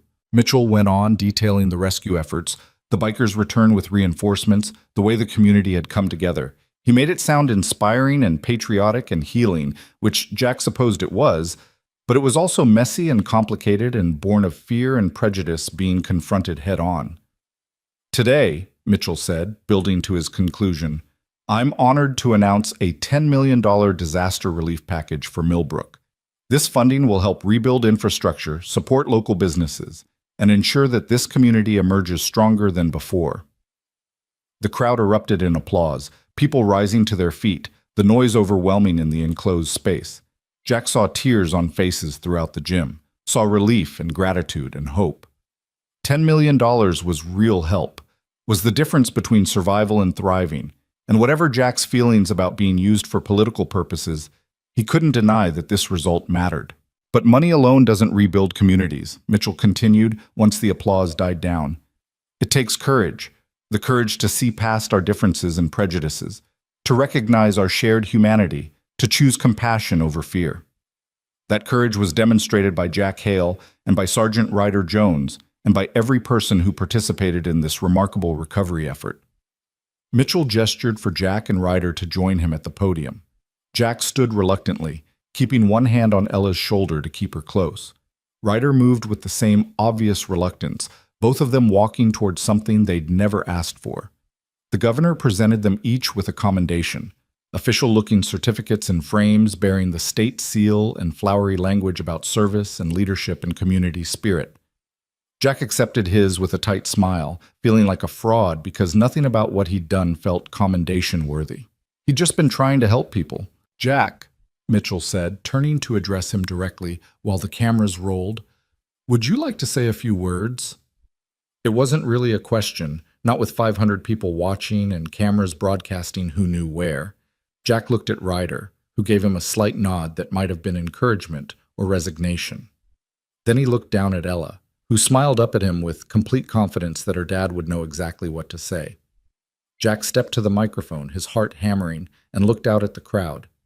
He saw familiar faces: Charlie Preston and Mrs. Henderson, Pastor Williams with his arm in a sling, Deputy Sanders, dozens of people he'd known his entire life. He saw strangers too, reporters and volunteers, and people who'd come to witness this moment. And he saw the bikers standing together to one side, these men who'd been feared and rejected and who'd responded with grace and service. "I don't really do speeches," Jack began, his voice rough. "I'm a mechanic, not a politician, but I guess I should say something since you're all here." A ripple of laughter went through the crowd, some of the tension easing. "3 nights ago, I made a decision to let 15 strangers into my shop during a storm," Jack continued. "People tell me it was brave or noble or compassionate, but honestly, it just felt like the only choice I could live with. I looked at those men standing in the rain, and I saw people who needed help. Everything else, the patches, the reputation, the fear, that was just noise. And I decided a long time ago that I wouldn't let noise determine who I was or how I treated people."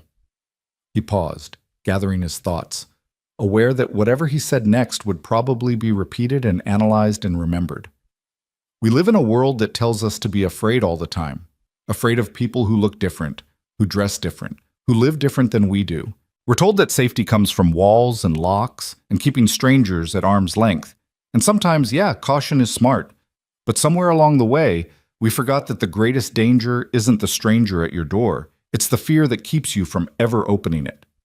Jack saw heads nodding throughout the crowd, saw people leaning forward to hear better. "These men," he gestured to the bikers, "saved this town. Not because they owed us anything, we treated them like criminals before we knew their names. They saved us because that's who they are beneath the leather and the patches. They're veterans. They're fathers and sons and brothers. They're people who understand that service doesn't end when you take off a uniform. That honor means showing up even when you're not wanted. That brotherhood means you help because it's right, not because it's easy." Ryder was staring at the floor, but Jack could see his jaw working with emotion. Several of the other bikers were openly crying, these hard men reduced to tears by being seen and acknowledged. "Millbrook learned something important these last few days," Jack said. "We learned that we're capable of being better than our fear.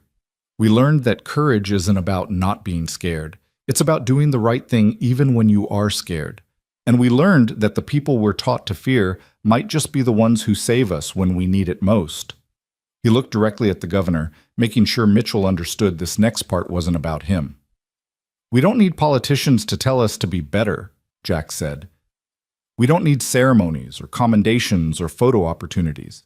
We just need to remember what we learned here, that every person deserves to be seen, that labels hide more than they reveal, and that opening a door is sometimes the bravest thing you can do." The gym erupted in applause that felt different than the polite clapping for the governor's speech. This felt real, felt earned, felt like people recognizing truth when they heard it. Jack stepped back from the microphone, done with public speaking possibly forever, and found Ella wrapping herself around his legs in a fierce hug. "That was perfect, Dad," she whispered. Ryder approached the microphone next, and the crowd quieted. He stood there for a moment, this big weathered biker with his gray beard and leather cut, looking out at 500 people with an expression Jack couldn't quite read. "I'm not good at this either," Ryder said finally. "But Jack said something I want to make sure everyone understands. We didn't help this town to prove anything or change anyone's mind about motorcycle clubs. We help because that's what you do when people need it. That's what Marines do, what soldiers do, what decent humans do, regardless of what they wear or what label society puts on them."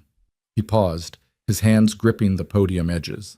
"For 24 years I wore a uniform and served this country," Ryder continued. "I was respected, honored, thanked for my service. Then I took off that uniform and put on this cut, and suddenly I was dangerous. A criminal. Someone to be feared and avoided, but I'm the same man. Same values, same commitment to service, Same desire to make a difference. The only thing that changed was the clothing. The gym was absolutely silent now, everyone hanging on his words. "We're called an outlaw motorcycle club," Ryder said.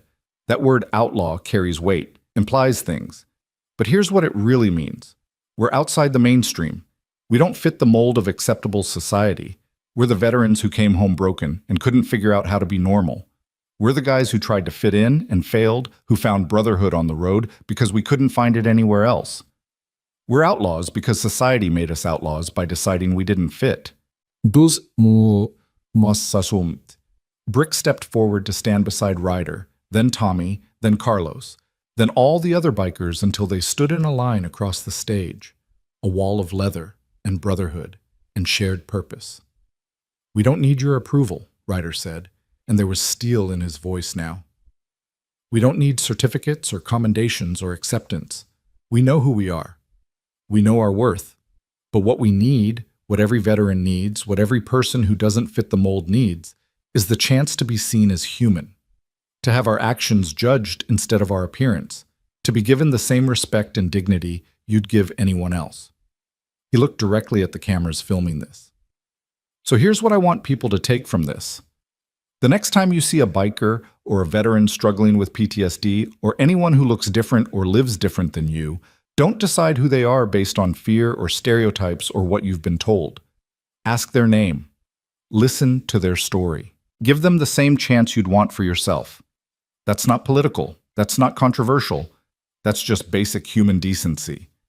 The applause started slowly but built to a roar that shook the gym. People were on their feet, cheering, some crying, others just clapping until their hands hurt. Mrs. Henderson was sobbing in her son's arms.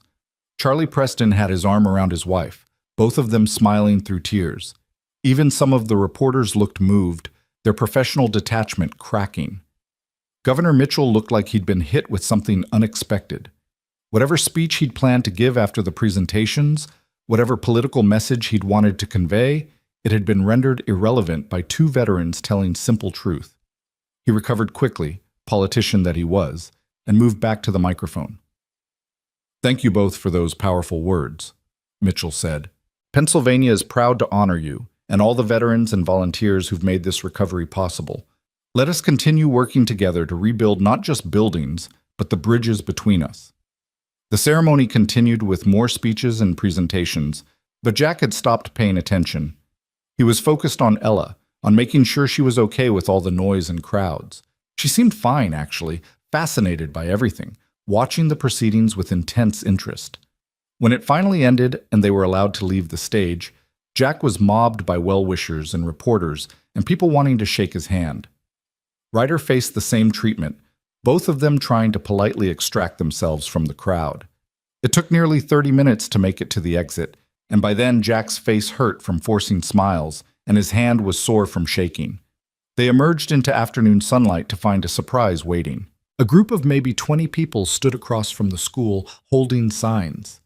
For a moment Jack's heart sank, thinking these were the protesters Reynolds had mentioned. But as his eyes adjusted to the light, he read the signs and realized these weren't protesters. They were supporters. "Thank you for your service, all of it. Real heroes wear leather. Millbrook loves our bikers. Veterans supporting veterans." An older man stepped forward from the group, and Jack recognized him as Henry Crawford, a Vietnam vet who ran the VFW post, and who Jack had always respected. Henry snapped a sharp salute toward Ryder and the other bikers. "Wanted you boys to know," Henry said, his voice carrying the rasp of age and too many cigarettes, "that not everyone forgot what service means. You're welcome at the VFW anytime, any of you. Doesn't matter what you wear. If you served, you're one of ours." Ryder returned the salute, his face working with emotion. "That means more than you know, sir." "Enough with the sir," Henry said with a slight smile. "I work for a living. Name's Henry, and these are my brothers from the post. We wanted to make sure you knew you had support beyond the photo ops and politicians." More veterans emerged from the group, men and women of various ages and conflicts, all wearing VFW or American Legion caps, all approaching to shake hands and exchange the kind of recognition that only came between people who'd served. It was a moment of connection that felt more real than anything that had happened inside the gym. Sarah appeared beside Jack, Ella's hand in hers. Seeing them together, mother and daughter, sent complicated emotions through Jack's chest. Sarah had been present for the last 2 days, had worked without complaint, had shown up consistently. But 2 days didn't erase 2 years, and Jack found himself watching her interactions with Ella with the same wariness he might watch a suspicious engine part. "That was a beautiful speech," Sarah said quietly. "You've always been good at saying what needs to be said." "Yeah, well," Jack replied, not quite ready to accept compliments from her. "Someone needed to say it." "I'm glad it was you." Sarah looked at him directly. "I'm glad Ella has you as her father. You're teaching her to be brave and kind and to see people for who they really are. That's a gift I never gave her." "You could start now," Jack said, because despite everything, despite the hurt and anger and betrayal, he wanted Ella to have a mother who actually showed up. "I'm trying," Sarah said. "I know it's not enough. No, it doesn't make up for anything. But I'm trying to be here, to be present, to be the person I should have been all along."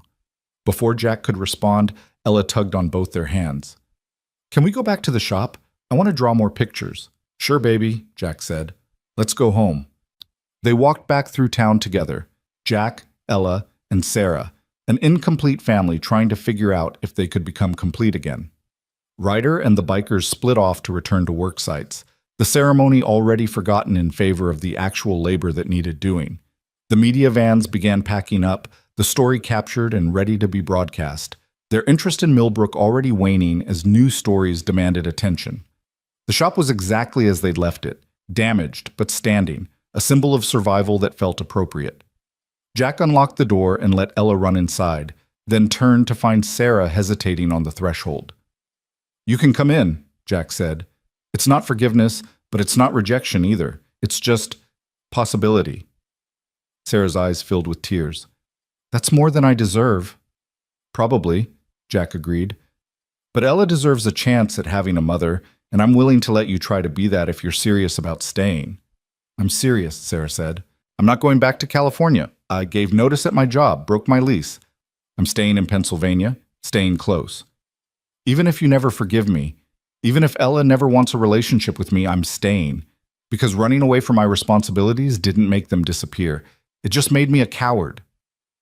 Jack studied her face, looking for signs of deception or temporary resolve that would crumble at the first difficulty. But what he saw looked genuine. Determination mixed with regret, hope tempered by realistic understanding that words meant nothing without sustained action. "Okay," Jack said finally. "You can stay. But you earn your way back into Ella's life, understand? You don't get to be mom again just because you showed up. You have to prove you're staying, prove you're reliable, prove you're the parent she deserves." "I understand," Sarah agreed immediately.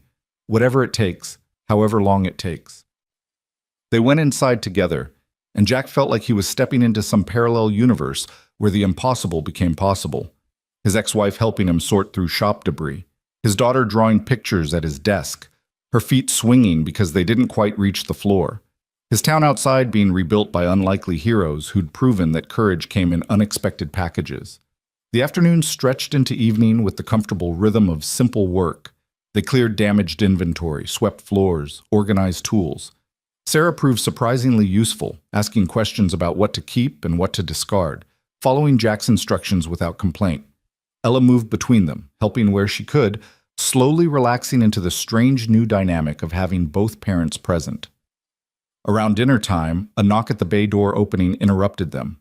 Tommy stood there with a huge grin on his face and Brick behind him carrying enough food to feed an army. "Brought dinner," Tommy announced. "Figured you might be tired of canned soup and granola bars." They'd brought actual meals, burgers and fries from a restaurant in the next town over, fresh salads, cookies that were still warm. Jack hadn't realized how hungry he was until the smell hit him, his stomach reminding him that he'd barely eaten in 3 days. They spread the food out on Jack's desk, and what followed was one of the strangest dinners Jack had ever experienced. 2 bikers, his daughter, his ex-wife, and himself, sitting around eating burgers and talking about nothing important. Tommy told stories about his college classes, making Ella laugh with descriptions of his professors. Brick talked about his metalworking business, explaining how he'd learned to weld in the Navy. Sarah asked questions and listened to answers, and slowly the tension in the room transformed into something almost comfortable. "Can I ask you something?" Ella said to Tommy during a lull in conversation. "Why did you join the Hells Angels? I mean, you're in college. You could be anything." Tommy's smile faded slightly, and he exchanged a glance with Brick. "That's a complicated question, Miss Ella. You sure you want a real answer?" "I asked, didn't I?" Ella replied with the directness of children who hadn't learned yet to avoid difficult topics. "Fair enough," Tommy said. He set down his burger and thought for a moment. "I joined because I needed to belong somewhere. My dad was a Marine, died in Afghanistan when I was 8. I grew up hearing stories about him, about the brotherhood he had with his unit, about how those guys were more than friends, they were family. And I wanted that. Wanted to be part of something bigger than myself, wanted brothers who'd have my back no matter what." "Why not join the Marines like your dad?" Ella asked. "Tried," Tommy admitted. "Medical discharge during basic. Turns out I've got asthma that manifests under stress. So there went my chance at following in my dad's footsteps. I was lost, angry, didn't know who I was supposed to be if I couldn't be a Marine. And then I met Ryder at a VA support group. He saw what I was going through and offered me a different kind of brotherhood. The club gave me purpose, gave me brothers, gave me a way to honor my dad's memory even if I couldn't serve the same way he did." Ella absorbed this with the serious consideration she brought to important things. "So the Hells Angels is like your family?" "Exactly like that," Tommy confirmed. "We look out for each other. We show up when someone needs help. We've got each other's backs. That's what family does, right?" "Right," Ella agreed. She looked at Sarah pointedly. "Real family shows up." The awkward silence that followed made it clear everyone understood the subtext.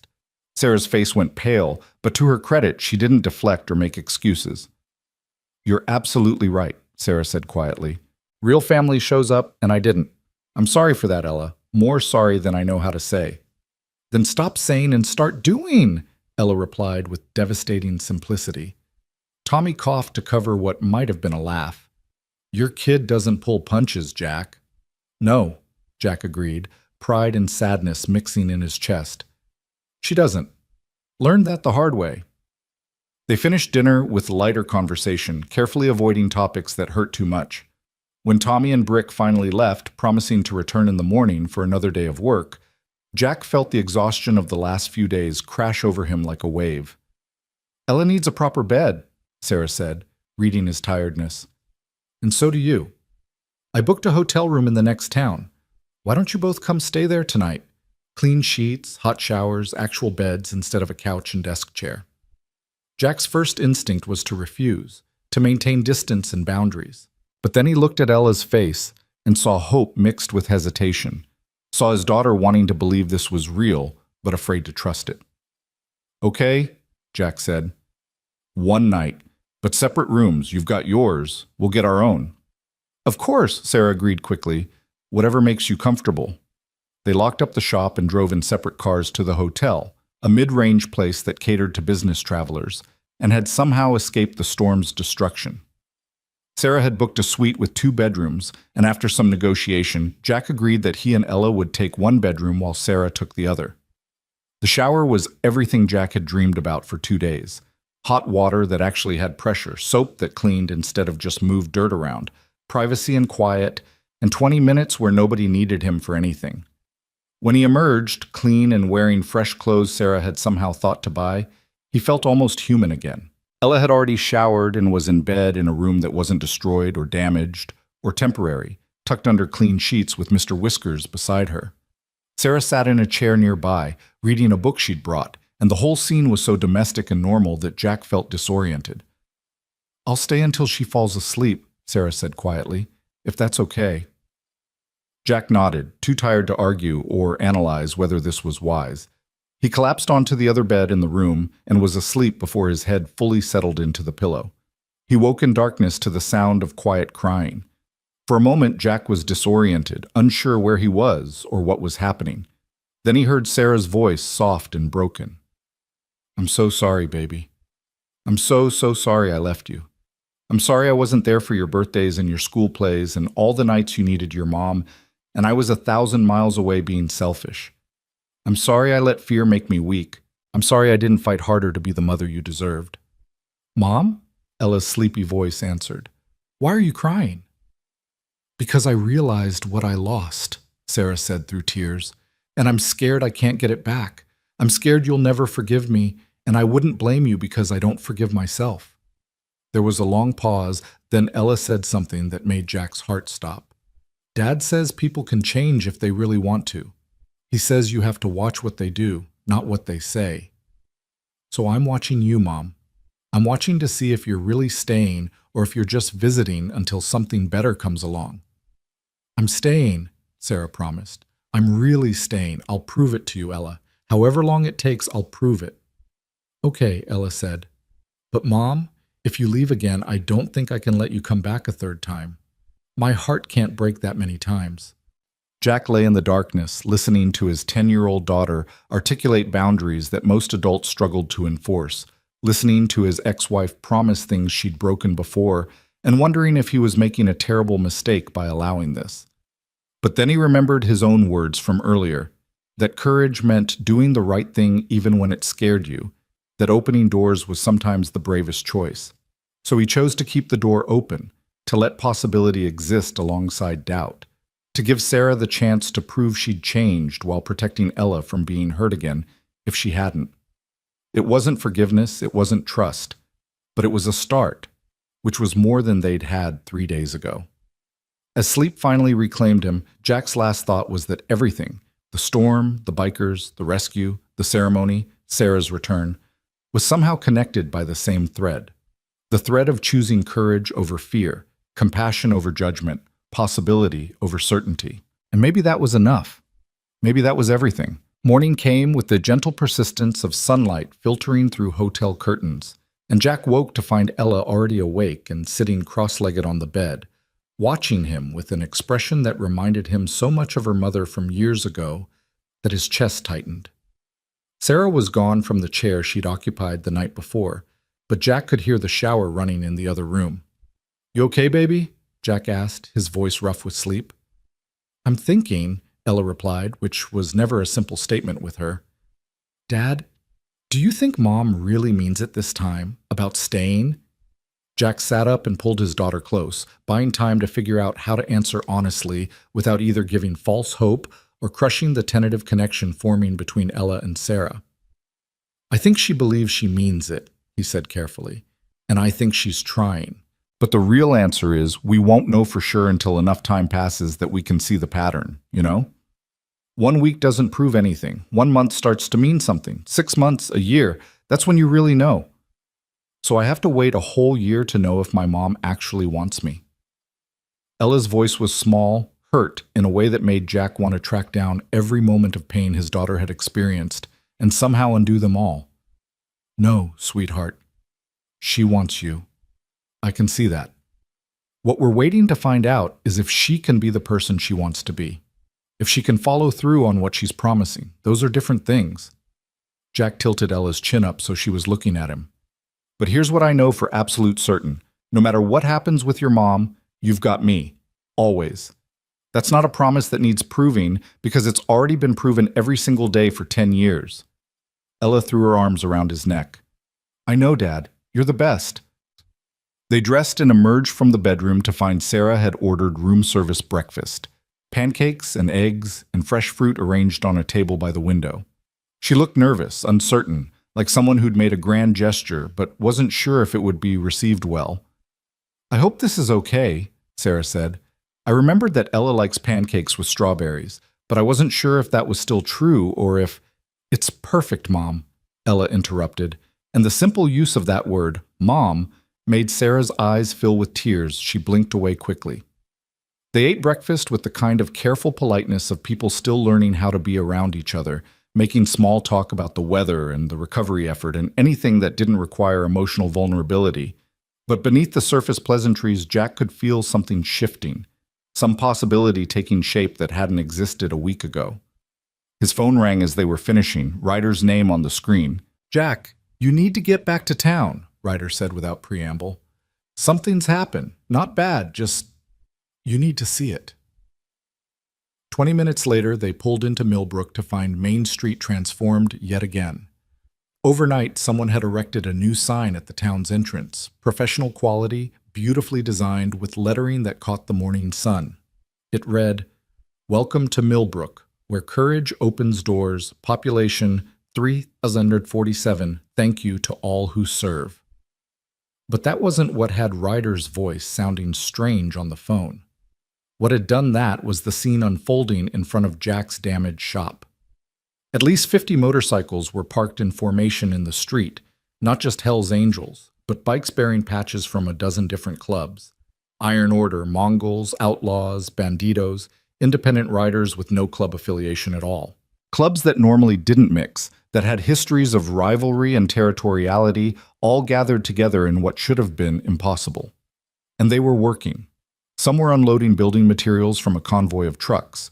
Others were already starting repairs on Jack's bay doors, working with the kind of coordinated efficiency that spoke of skilled tradesmen who knew exactly what they were doing.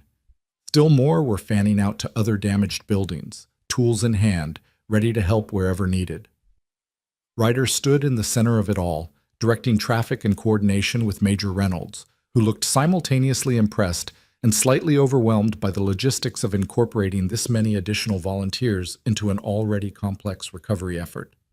"What is all this?" Jack asked as he approached, Ella's hand tight in his. "Word spread," Ryder explained, his voice carrying something that might have been pride or might have been disbelief. "About what happened here, about how this town treated us with respect after initial fear, about the work we've been doing. Clubs all over the eastern seaboard heard about it, and they wanted in, wanted to be part of something that was changing the narrative about who we are." A massive biker with a gray beard and an outlaw's cut approached, extending his hand to Jack. "Name's Bear. Heard you were the Marine who started all this by opening a door. Figured we owed you some help finishing what you started." "I didn't start anything," Jack protested. You treated brothers with respect when everyone else treated them like threats," Bear interrupted. "That matters. That means everything. So we're here to help rebuild and to show this town, and any other town watching, that motorcycle clubs aren't the enemy. We're veterans and workers and fathers and sons, same as anyone else." More bikers approached, each introducing themselves, each expressing some version of the same sentiment. They'd come from Pittsburgh and Cleveland and Philadelphia, from Baltimore and D.C., and as far away as Boston. They'd taken time off work, made arrangements with families, ridden hundreds of miles because a story about a small town in Pennsylvania had touched something in them that needed touching. Jack felt overwhelmed by the magnitude of it, by the realization that his simple decision to open a door had somehow cascaded into something far larger than he'd ever imagined possible. This wasn't just about Millbrook anymore. It was about changing perceptions, challenging stereotypes, proving that compassion and courage could bridge divides that seemed unbridgeable. "Where do you need us?" Jack asked Ryder, because standing around feeling overwhelmed wasn't going to rebuild anything. "Your shop first," Ryder said firmly. "You're the reason any of us are here. We take care of you first, then fan out to the rest of the town." What followed was the most productive day of the entire recovery effort. With over 50 skilled workers focused on Jack's shop, the repairs that should have taken weeks were completed in hours. New bay doors were installed, better quality than the originals, donated by a construction company whose owner was himself a veteran. The roof was patched and reinforced. Windows were replaced. Broken equipment was repaired or replaced with donated items. By noon, Hale's automotive repair looked better than it had before the storm. "I can't accept all this," Jack protested to Ryder as they stood looking at the transformed building. "This is too much. I can't repay." "Nobody's asking you to repay anything," Ryder interrupted. "This is what brothers do. We take care of each other. You took care of us when we needed it. Now we're returning the favor. That's how this works." Ella had been watching the work with fascination all morning, and now she approached one of the bikers, a younger man with an Iron Order patch who'd been particularly patient in explaining what he was doing. "Can I help?" she asked. "I'm good at holding tools." The biker, whose name was Marcus, smiled and handed her a wrench. "Think you can keep this safe for me while I work up on this ladder?" Ella nodded seriously, clutching the wrench like it was a sacred responsibility. And for the next hour, she was Marcus's official tool holder, handing him whatever he needed and asking endless questions about how things worked. Jack watched his daughter interact with these men who the world had taught her to fear, watched her see past the leather and patches to the humans beneath, and felt a fierce pride that had nothing to do with her academic achievements or artistic talents, and everything to do with her open heart. Sarah had stayed too, working alongside other volunteers to provide water and food to the workers. Jack watched her from a distance, watched how she interacted with Ella during breaks. Not pushing, not demanding, just being present and consistent. It wasn't redemption, not yet, but it was the patient work that might someday lead there. By mid-afternoon, the shop was complete and the motorcycle crews were dispersing to other sites throughout town. The efficiency was remarkable. What would have taken weeks with normal recovery efforts was being accomplished in days because of the sheer number of skilled volunteers who'd descended on Millbrook. Buildings were being repaired, debris was being cleared, infrastructure was being restored. And everywhere the bikers worked, attitudes were shifting. Jack watched Mrs. Henderson bring lemonade to a crew of Mongols working on her antique shop, watched her chat with them like old friends. He saw Charlie Preston showing Bear around his hardware store, the two of them discussing inventory and business challenges like colleagues. He observed Pastor Williams blessing a group of banditos who'd repaired the church sanctuary, tears streaming down the pastor's face as he thanked men he'd have crossed the street to avoid a week ago. The transformation wasn't just physical. Buildings being rebuilt, roads being cleared. It was deeper than that, more fundamental. Millbrook was being rebuilt in more ways than one, and the foundation being laid was stronger than what had existed before the storm. Sheriff Morrison found Jack around 4 o'clock, his weathered face showing something that might have been wonder. "Never seen anything like this in 40 years of law enforcement," Morrison admitted. "Got motorcycle clubs from 5 different organizations working side by side. No fights, no territorial disputes, just pure cooperation. Got townspeople who were ready to call in the National Guard a week ago now, bringing food and drinks to the same bikers they wanted arrested. It's like watching every assumption I ever had get turned upside down." "Maybe those assumptions needed turning," Jack suggested. "Maybe they did," Morrison agreed. "You know what the amazing thing is? Crime in Millbrook is down to 0 this week. With all these bikers in town, dozens of them, from clubs with serious reputations, we haven't had a single incident. Not one fight, not one theft, not even a noise complaint. They've been nothing but respectful and helpful." "Because they're people, Tom," Jack said. "People who happen to ride motorcycles and wear patches. That doesn't make them criminals any more than wearing a badge automatically makes someone a good cop." Morrison winced. "Point taken. I'm learning, Jack. We all are."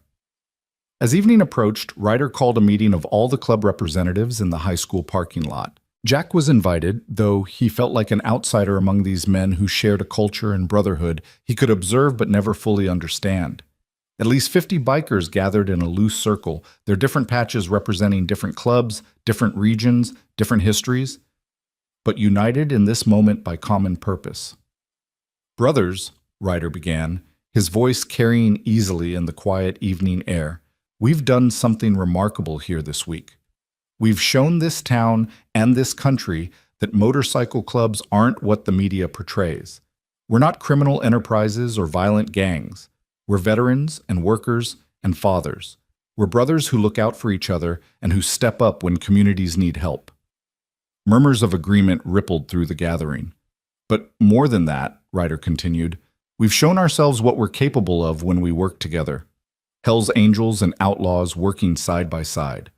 Mongols and banditos coordinating repairs. Independent clubs and major organizations all pulling in the same direction. When's the last time that happened?" "Never," someone called out. "Never happened before." "Exactly," Ryder said. "Never happened before.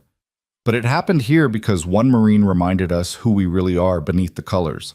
Because a little girl gave us blankets when we were cold and saw angels instead of devils.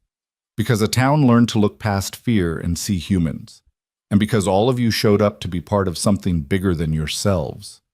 Bear stepped forward, his massive frame commanding attention. "Ryder's right. We've proven something important here, to the world and to ourselves." Question is, what do we do with it? Do we go back to our territories and our rivalries and our isolation? Or do we take this moment and build something lasting? What are you proposing? Asked a biker with a Mongol's patch. A coalition, Bear replied. Nothing formal, nothing that compromises club independence or traditions, but a network. A way for clubs to coordinate when communities need help, to present a united front when the media tries to paint us as villains, to support each other instead of fighting each other.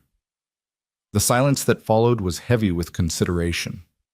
Jack could see the internal calculations happening, weighing tradition against innovation, autonomy against cooperation, the way things had always been against the possibility of something new. Tommy spoke up, his young voice carrying unexpected authority. My dad died in Afghanistan serving this country. I tried to follow in his footsteps and couldn't because my body wouldn't let me. The club gave me a different way to serve, a different way to be part of something that matters. But if we're really about service, really about brotherhood, then shouldn't we be serving the broader community too? Shouldn't we be showing people what we've shown Millbrook, that we're forces for good when given the chance? More murmurs, these ones thoughtful rather than reactive. I'm not saying we all become best friends, Bear continued. I'm not saying we forget history or pretend differences don't exist. But I'm saying that what happened here this week changed something fundamental. It gave us a glimpse of what's possible when we focus on what unites us instead of what divides us. Seems like a waste to just let that fade away. Jack found himself stepping forward without planning to, without being asked to speak. Can I say something? He asked. Every eye turned to him, 50 battle-hardened bikers giving him their complete attention. I'm not part of your world, Jack began. I don't ride. I'm not in a club. I don't fully understand your culture or your codes. But I know what I saw this week. I saw men who'd been written off by society prove they had more honor and courage than anyone who judged them. I saw brotherhood that transcended club colors and patched territories. I saw service that didn't ask for recognition or reward. And most importantly, I saw what happens when people choose to be better than their circumstances, better than their reputations, better than what the world expects of them. He paused, gathering his thoughts. You don't need my permission or my input about what you do next, Jack continued. But if you're asking whether what happened here matters, whether it's worth building on, I think the answer is obvious. You changed this town. You changed how people think about motorcycle clubs. You changed how I think about courage and community and what it means to serve. That's not small. That's everything. So yeah, build something lasting. Show the world that this wasn't a one-time thing, that this is who you really are. Because if you can do that, if you can sustain this kind of cooperation and service, then you're not just rebuilding buildings. You're rebuilding the entire narrative about who you are and what you represent. The silence that followed was profound. Then riders started a slow clap that others joined until the parking lot echoed with applause that felt more like affirmation than celebration. The Marine has spoken, Ryder said with a slight smile. I move we form the Veterans Motorcycle Coalition. Informal, flexible, focused on community service and mutual support. All in favor? The response was overwhelming. Hands raised, voices calling agreement, bikers from rival clubs nodding at each other in acknowledgement of a shared purpose that superseded old grudges. Motion carries, Bear said. We'll work out details over the next few months. Communication networks, coordination protocols, dispute resolution. But the foundation is laid here, tonight, because of what Millbrook taught us. As the meeting dispersed and bikers began preparing for departures, some leaving tonight, others staying a few more days to finish projects, Jack felt Ryder's hand on his shoulder. You did this, Ryder said quietly. All of this traces back to you opening a door. I just let some cold people inside, Jack protested. Everything else was you guys. No, Ryder said firmly. Everything else was a response to being treated with dignity. You set the tone, Jack. You showed us we still mattered, still had value, still could make a difference. We just lived up to what you already believed about us. So what happens now, Jack asked. You all leave and things go back to normal? Nothing's going back to normal, Ryder replied. Normal was broken. That's what the storm showed us. What comes next is something new, something better. For Millbrook, for the clubs, for everyone who is part of this. We're building toward different, toward better, and different is good. Ella appeared, tired but happy, her clothes dirty from a day of helping and her face flushed with the kind of contentment that came from purposeful work. Dad, Marcus said I was the best tool holder he ever had. He gave me this. She held up a patch, not a club patch, but a simple design showing a wrench and the words honorary mechanic. That's quite an honor, Jack said seriously.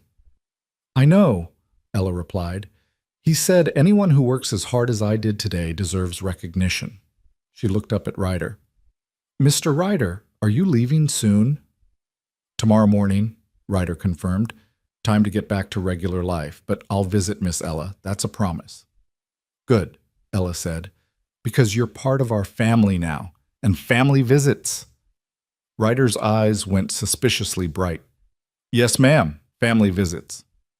That night they returned to the hotel, Jack and Ella and Sarah, this strange configuration of family that was still finding its shape.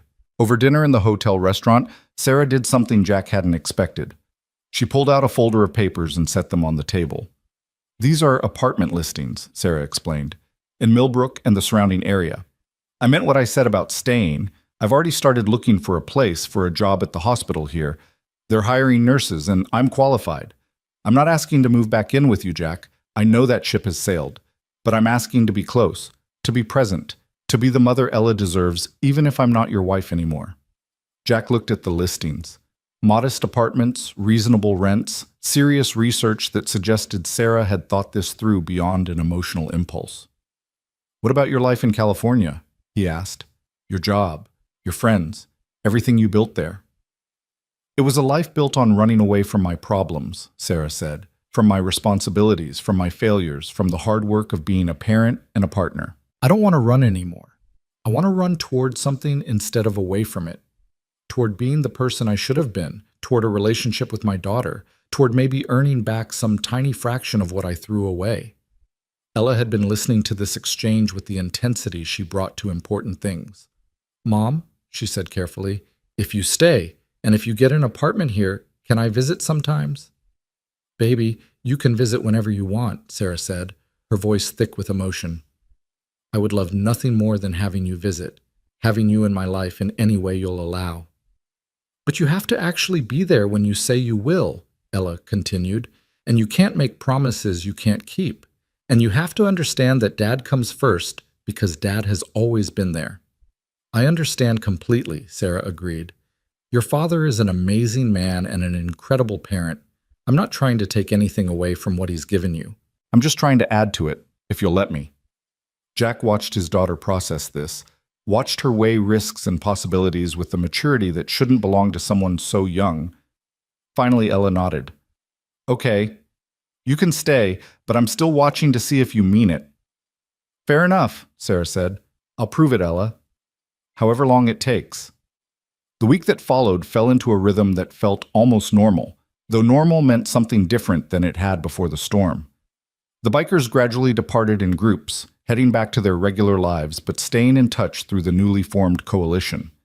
The National Guard began packing up as professional contractors took over the remaining heavy work. Media attention faded as newer stories captured the news cycle's fickle interest, but the changes that had been seeded during those intense days of crisis and recovery continued to grow. The new sign at Millbrook's entrance became a point of pride, townspeople posing for photos beneath it, visitors commenting on the message of courage and service. Mrs. Henderson's antique shop reopened with a new section dedicated to motorcycle memorabilia, a small but significant acknowledgement of the men who'd saved her business and possibly her life.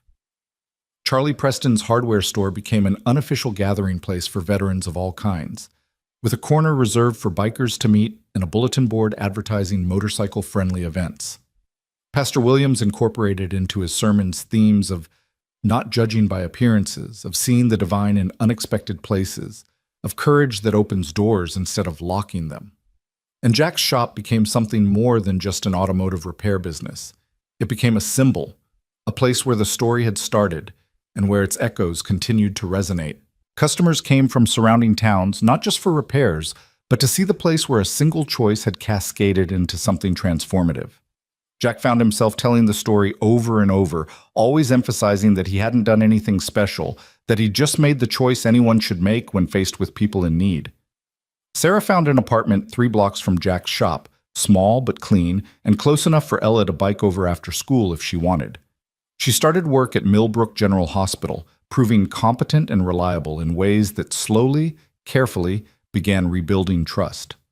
She didn't push for more time with Ella than their daughter was ready for, didn't make demands or try to rush the healing process.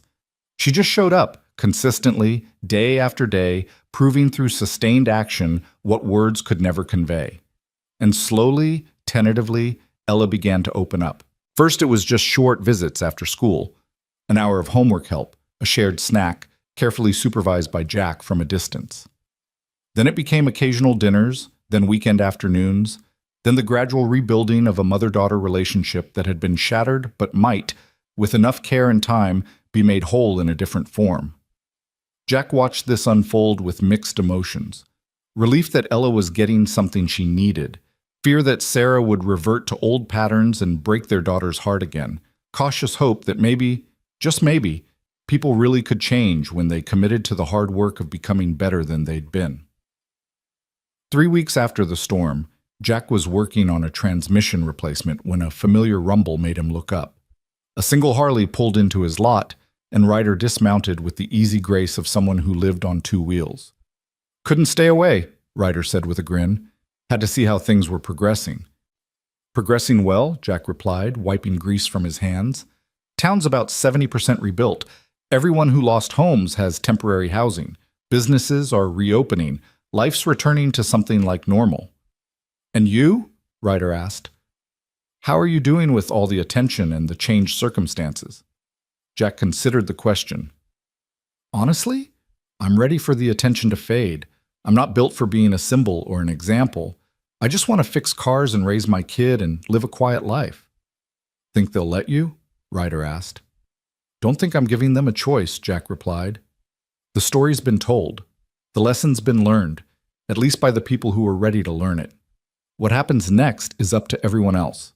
I'm just going back to being Jack Hale, mechanic." "Fair enough," Ryder said. "But you should know, the coalition is working. We've already coordinated 2 other community service projects, one in Pittsburgh and one in Cleveland. Clubs that haven't worked together in decades are finding common ground. Veterans who felt lost are finding purpose. You started something, brother. Whether you want the credit or not, that's the truth." "Then I'm glad," Jack said sincerely. "Glad something good came from all this chaos." Ella burst out of the shop office where she'd been doing homework, her face lighting up when she saw Ryder. "Mr. Ryder, you came back." "Told you I would," Ryder replied, accepting her enthusiastic hug. "Family visits, remember?" "Are you staying for dinner?" Ella asked hopefully. "Mom's cooking tonight at her new apartment. She's not very good at it yet, but she's trying really hard." The invitation extended naturally, and somehow Jack found himself sitting around Sarah's small dining table that evening with Ella, Ryder, and his ex-wife, eating slightly overcooked pasta and talking about everything and nothing. It was surreal and comfortable simultaneously, this gathering of people whose lives had been rearranged by a storm and the choices that followed. "Can I ask you something?" Sarah said to Ryder during a lull in conversation. "What made you come back? After that first night, after you all left? What made you decide to return with all those other bikers?" Ryder set down his fork and thought for a moment. "Couple of reasons," he said finally. "First, because Jack opened a door when everyone else locked theirs, and that kind of courage deserves to be honored. Second, because Tommy told me about Ella bringing blankets, and I realized we'd been given something precious. We'd been seen as human instead of as threats. That needed to be acknowledged." He paused, his expression growing more serious. "But the real reason," Ryder continued, "was because I woke up the morning after the storm and realized I felt something I hadn't felt in years. Purpose. Like I mattered, like what I did made a difference, like I was part of something bigger than just riding and surviving. The club gave me brotherhood, but this town gave me back my sense of service, gave me back the feeling I used to have in the Marines, that what I did mattered beyond just myself. I couldn't walk away from that. None of us could." "So you came back," Sarah said softly. "Even though this town had judged you, even though people had been cruel. You came back anyway. We came back because Jack showed us we were worth coming back for, Ryder replied. Sometimes all it takes is one person believing in you to remind you to believe in yourself. Ella had been listening to this exchange with her characteristic intensity. Mr. Ryder, she said, I'm glad Dad opened the door. I'm glad you came in. I'm glad everything happened the way it did, even the scary parts, because now I know that being brave is more important than being safe. That's a powerful lesson, Ryder said. Hold on to that, Miss Ella.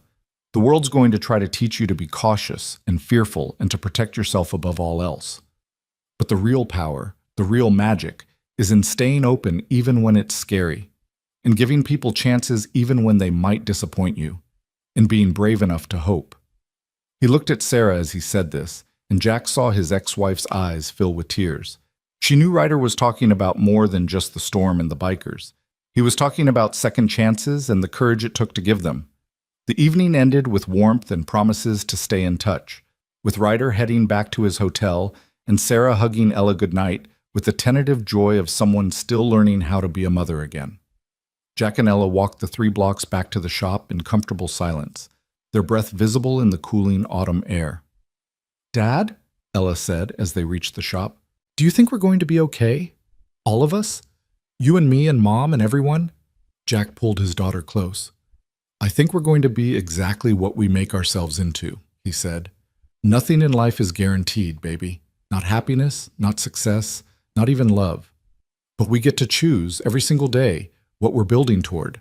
We can build toward fear or toward courage, toward isolation or toward connection, toward who we've been or toward who we want to become. I want to build toward brave, Ella said decisively, like you did when you opened the door. Then that's what we'll do, Jack promised. We'll build toward brave together.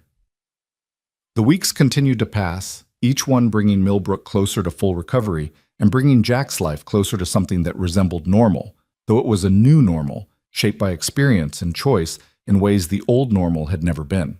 The shop thrived as word spread about the mechanic who'd sheltered the Hells Angels, as people came from surrounding counties for repairs and stayed to hear the story. Sarah remained consistent in her presence, proving week after week that she meant what she'd said about staying. The relationship between mother and daughter thawed gradually, like ice in spring, slowly enough to be frustrating but steadily enough to be real.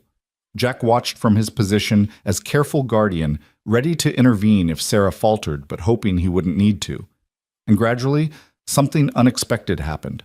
Jack found himself forgiving Sarah, not all at once, not in some dramatic moment of reconciliation, but in small increments spread across dozens of ordinary moments. He forgave her when he saw her patiently helping Ella with math homework, even though she'd never been good at math herself. He forgave her when she showed up to Ella's school play and sat in the audience with tears streaming down her face, knowing she'd missed so many other performances. He forgave her when he saw her struggling and trying and failing and trying again, because that was the work of growth, and he understood how hard that work was. They would never be married again. That chapter had closed, and Jack had no interest in reopening it. But they learned to be co-parents, to be friends in a careful way, to put Ella's needs above their own hurt and history. It wasn't perfect, and it wasn't easy, but it was good enough, and Jack had learned that good enough was sometimes all you could ask for.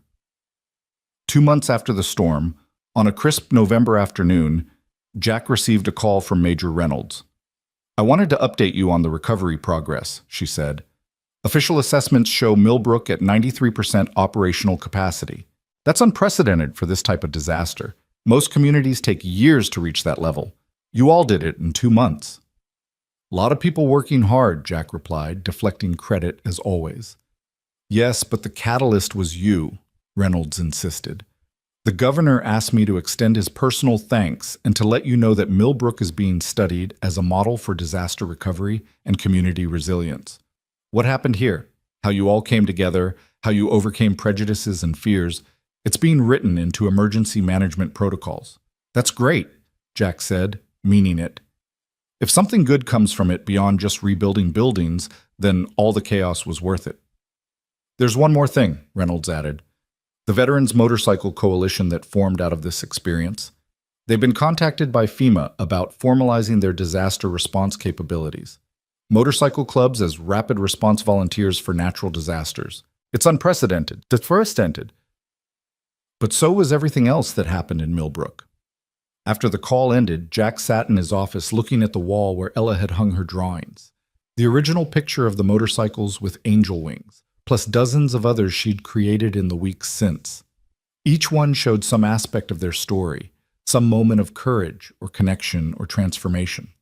Together, they formed a visual narrative of how one storm and one choice had changed everything. His phone buzzed with a text from Ryder. Heading your way next week with some of the crew. Want to do a proper visit, not just work. Thought we could take Ella for her first motorcycle ride if you're okay with it. Let me know. Jack smiled and typed back. She'll love that. See you next week, brother. The word felt natural now. Brother. Ryder had become family in the way that mattered most. Not through blood, but through shared experience and mutual respect, and the kind of bond that forms when people see each other truly and accept what they find. That evening, Jack locked up the shop and walked to Sarah's apartment where Ella was spending the night. A regular occurrence now, no longer fraught with anxiety, but simply part of their routine. Sarah answered the door with flour on her face and Ella laughing in the background about some baking disaster. We're making cookies, Sarah explained unnecessarily. Or trying to. It's not going well. They're going terrible, Ella called cheerfully. But they're going to taste good anyway because we made them together. Jack looked at his ex-wife.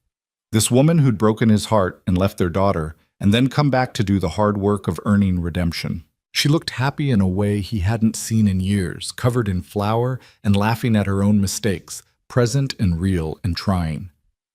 You're doing good, Jack said quietly. With Ella, with the consistency, with all of it. I wanted you to know that I see it. Sarah's eyes filled with tears. That means more than you know. I'm trying so hard, Jack. Every day I'm trying to be better than I was yesterday. I know, Jack replied. And it shows. Keep it up.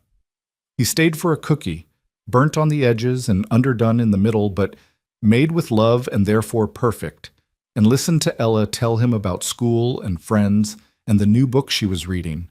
Normal, boring, beautiful domesticity that felt like a miracle given where they'd been just months before.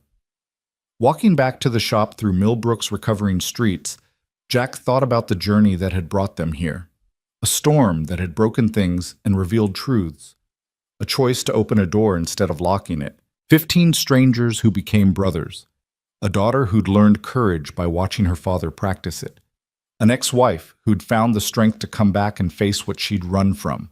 And a town that had learned the most important lesson of all, that fear serves no one, that courage opens possibilities, that seeing people as human instead of as labels changes everything.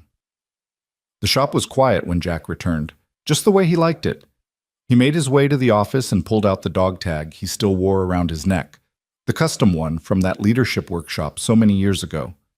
The words caught the light as he turned it. Honor before fear. 4 simple words that had guided him through combat and homecoming, through marriage and divorce, through struggle and success. 4 words that had made him open a door during a storm when every rational instinct said to keep it locked. 4 words that had changed his life and the lives of everyone connected to him in ways both large and small. Jack Hale, single dad and Marine veteran, had made a choice on a stormy night.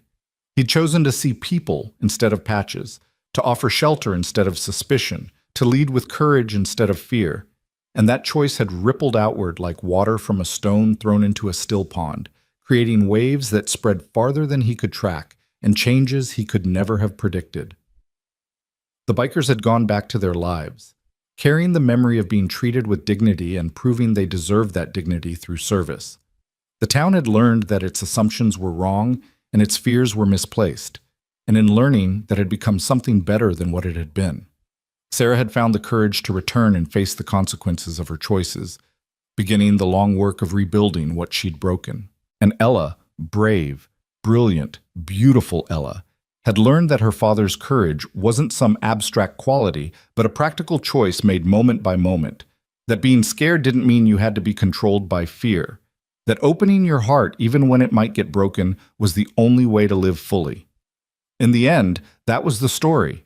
Not about a tornado or rescue efforts or motorcycle clubs or political ceremonies. The story was about choice, the daily, moment-by-moment choice between fear and courage, between judgment and understanding, between locked doors and open hearts. Jack Hale had chosen courage. He'd opened a door during a storm, and through that opening had flowed grace and transformation, pain and healing, ending and beginning all woven together into something that looked, from the right angle and in the right light, like redemption. Outside, the night settled over Millbrook with the gentle certainty of routine restored. The damaged buildings stood repaired. The torn earth had been smoothed. The visible scars of the storm were fading. But the invisible changes, the shifts in perspective and relationship and understanding, those would last. Those would define what Millbrook became in the years ahead, would shape how its people saw themselves and others, would echo through generations in stories told and retold about the night the Hells Angels came to town, and everyone learned what courage really looked like. And in a small shop on Main Street, a single dad veteran turned off the lights and headed upstairs to the apartment above his business, to his daughter sleeping peacefully in her bed, to the life he'd built through determination and love, and the willingness to do the next right thing even when the next right thing was terrifying. Tomorrow would bring new challenges and new choices. There would be more storms, literal and metaphorical, more decisions about doors to open or lock, more opportunities to choose between fear and courage. But tonight, in this moment, Jack Hale allowed himself to simply exist in the peace he'd helped create, in the community he'd helped transform, in the family he'd helped rebuild. He checked on Ella one final time, adjusting her blanket and making sure Mr. Whiskers was within reach. She stirred slightly and smiled in her sleep, and Jack felt the familiar tightness in his chest that came from loving someone so much that their happiness became inseparable from your own. "Sweet dreams, baby," he whispered. "Tomorrow, we'll be brave again." Because that was the truth of it. Courage wasn't a one-time thing, wasn't something you achieved and then possessed forever. It was a practice, a discipline, a choice made fresh each day to open doors instead of locking them, to see people instead of categories, to lead with love instead of fear. Jack Hale, mechanic and Marine, father and friend, had opened a door during a storm, and through that simple act of courage had come everything else: rescue and recovery, transformation and redemption, ending and beginning all woven together into a story that Millbrook would tell for generations. A story about the night 15 strangers came to town and taught everyone what honor really meant. A story about a single dad who chose compassion over fear and changed the world one open door at a time. A story about ordinary people doing extraordinary things not because they were heroes, but because they were human and they chose to act accordingly. That was the story. That would always be the story. And it was enough.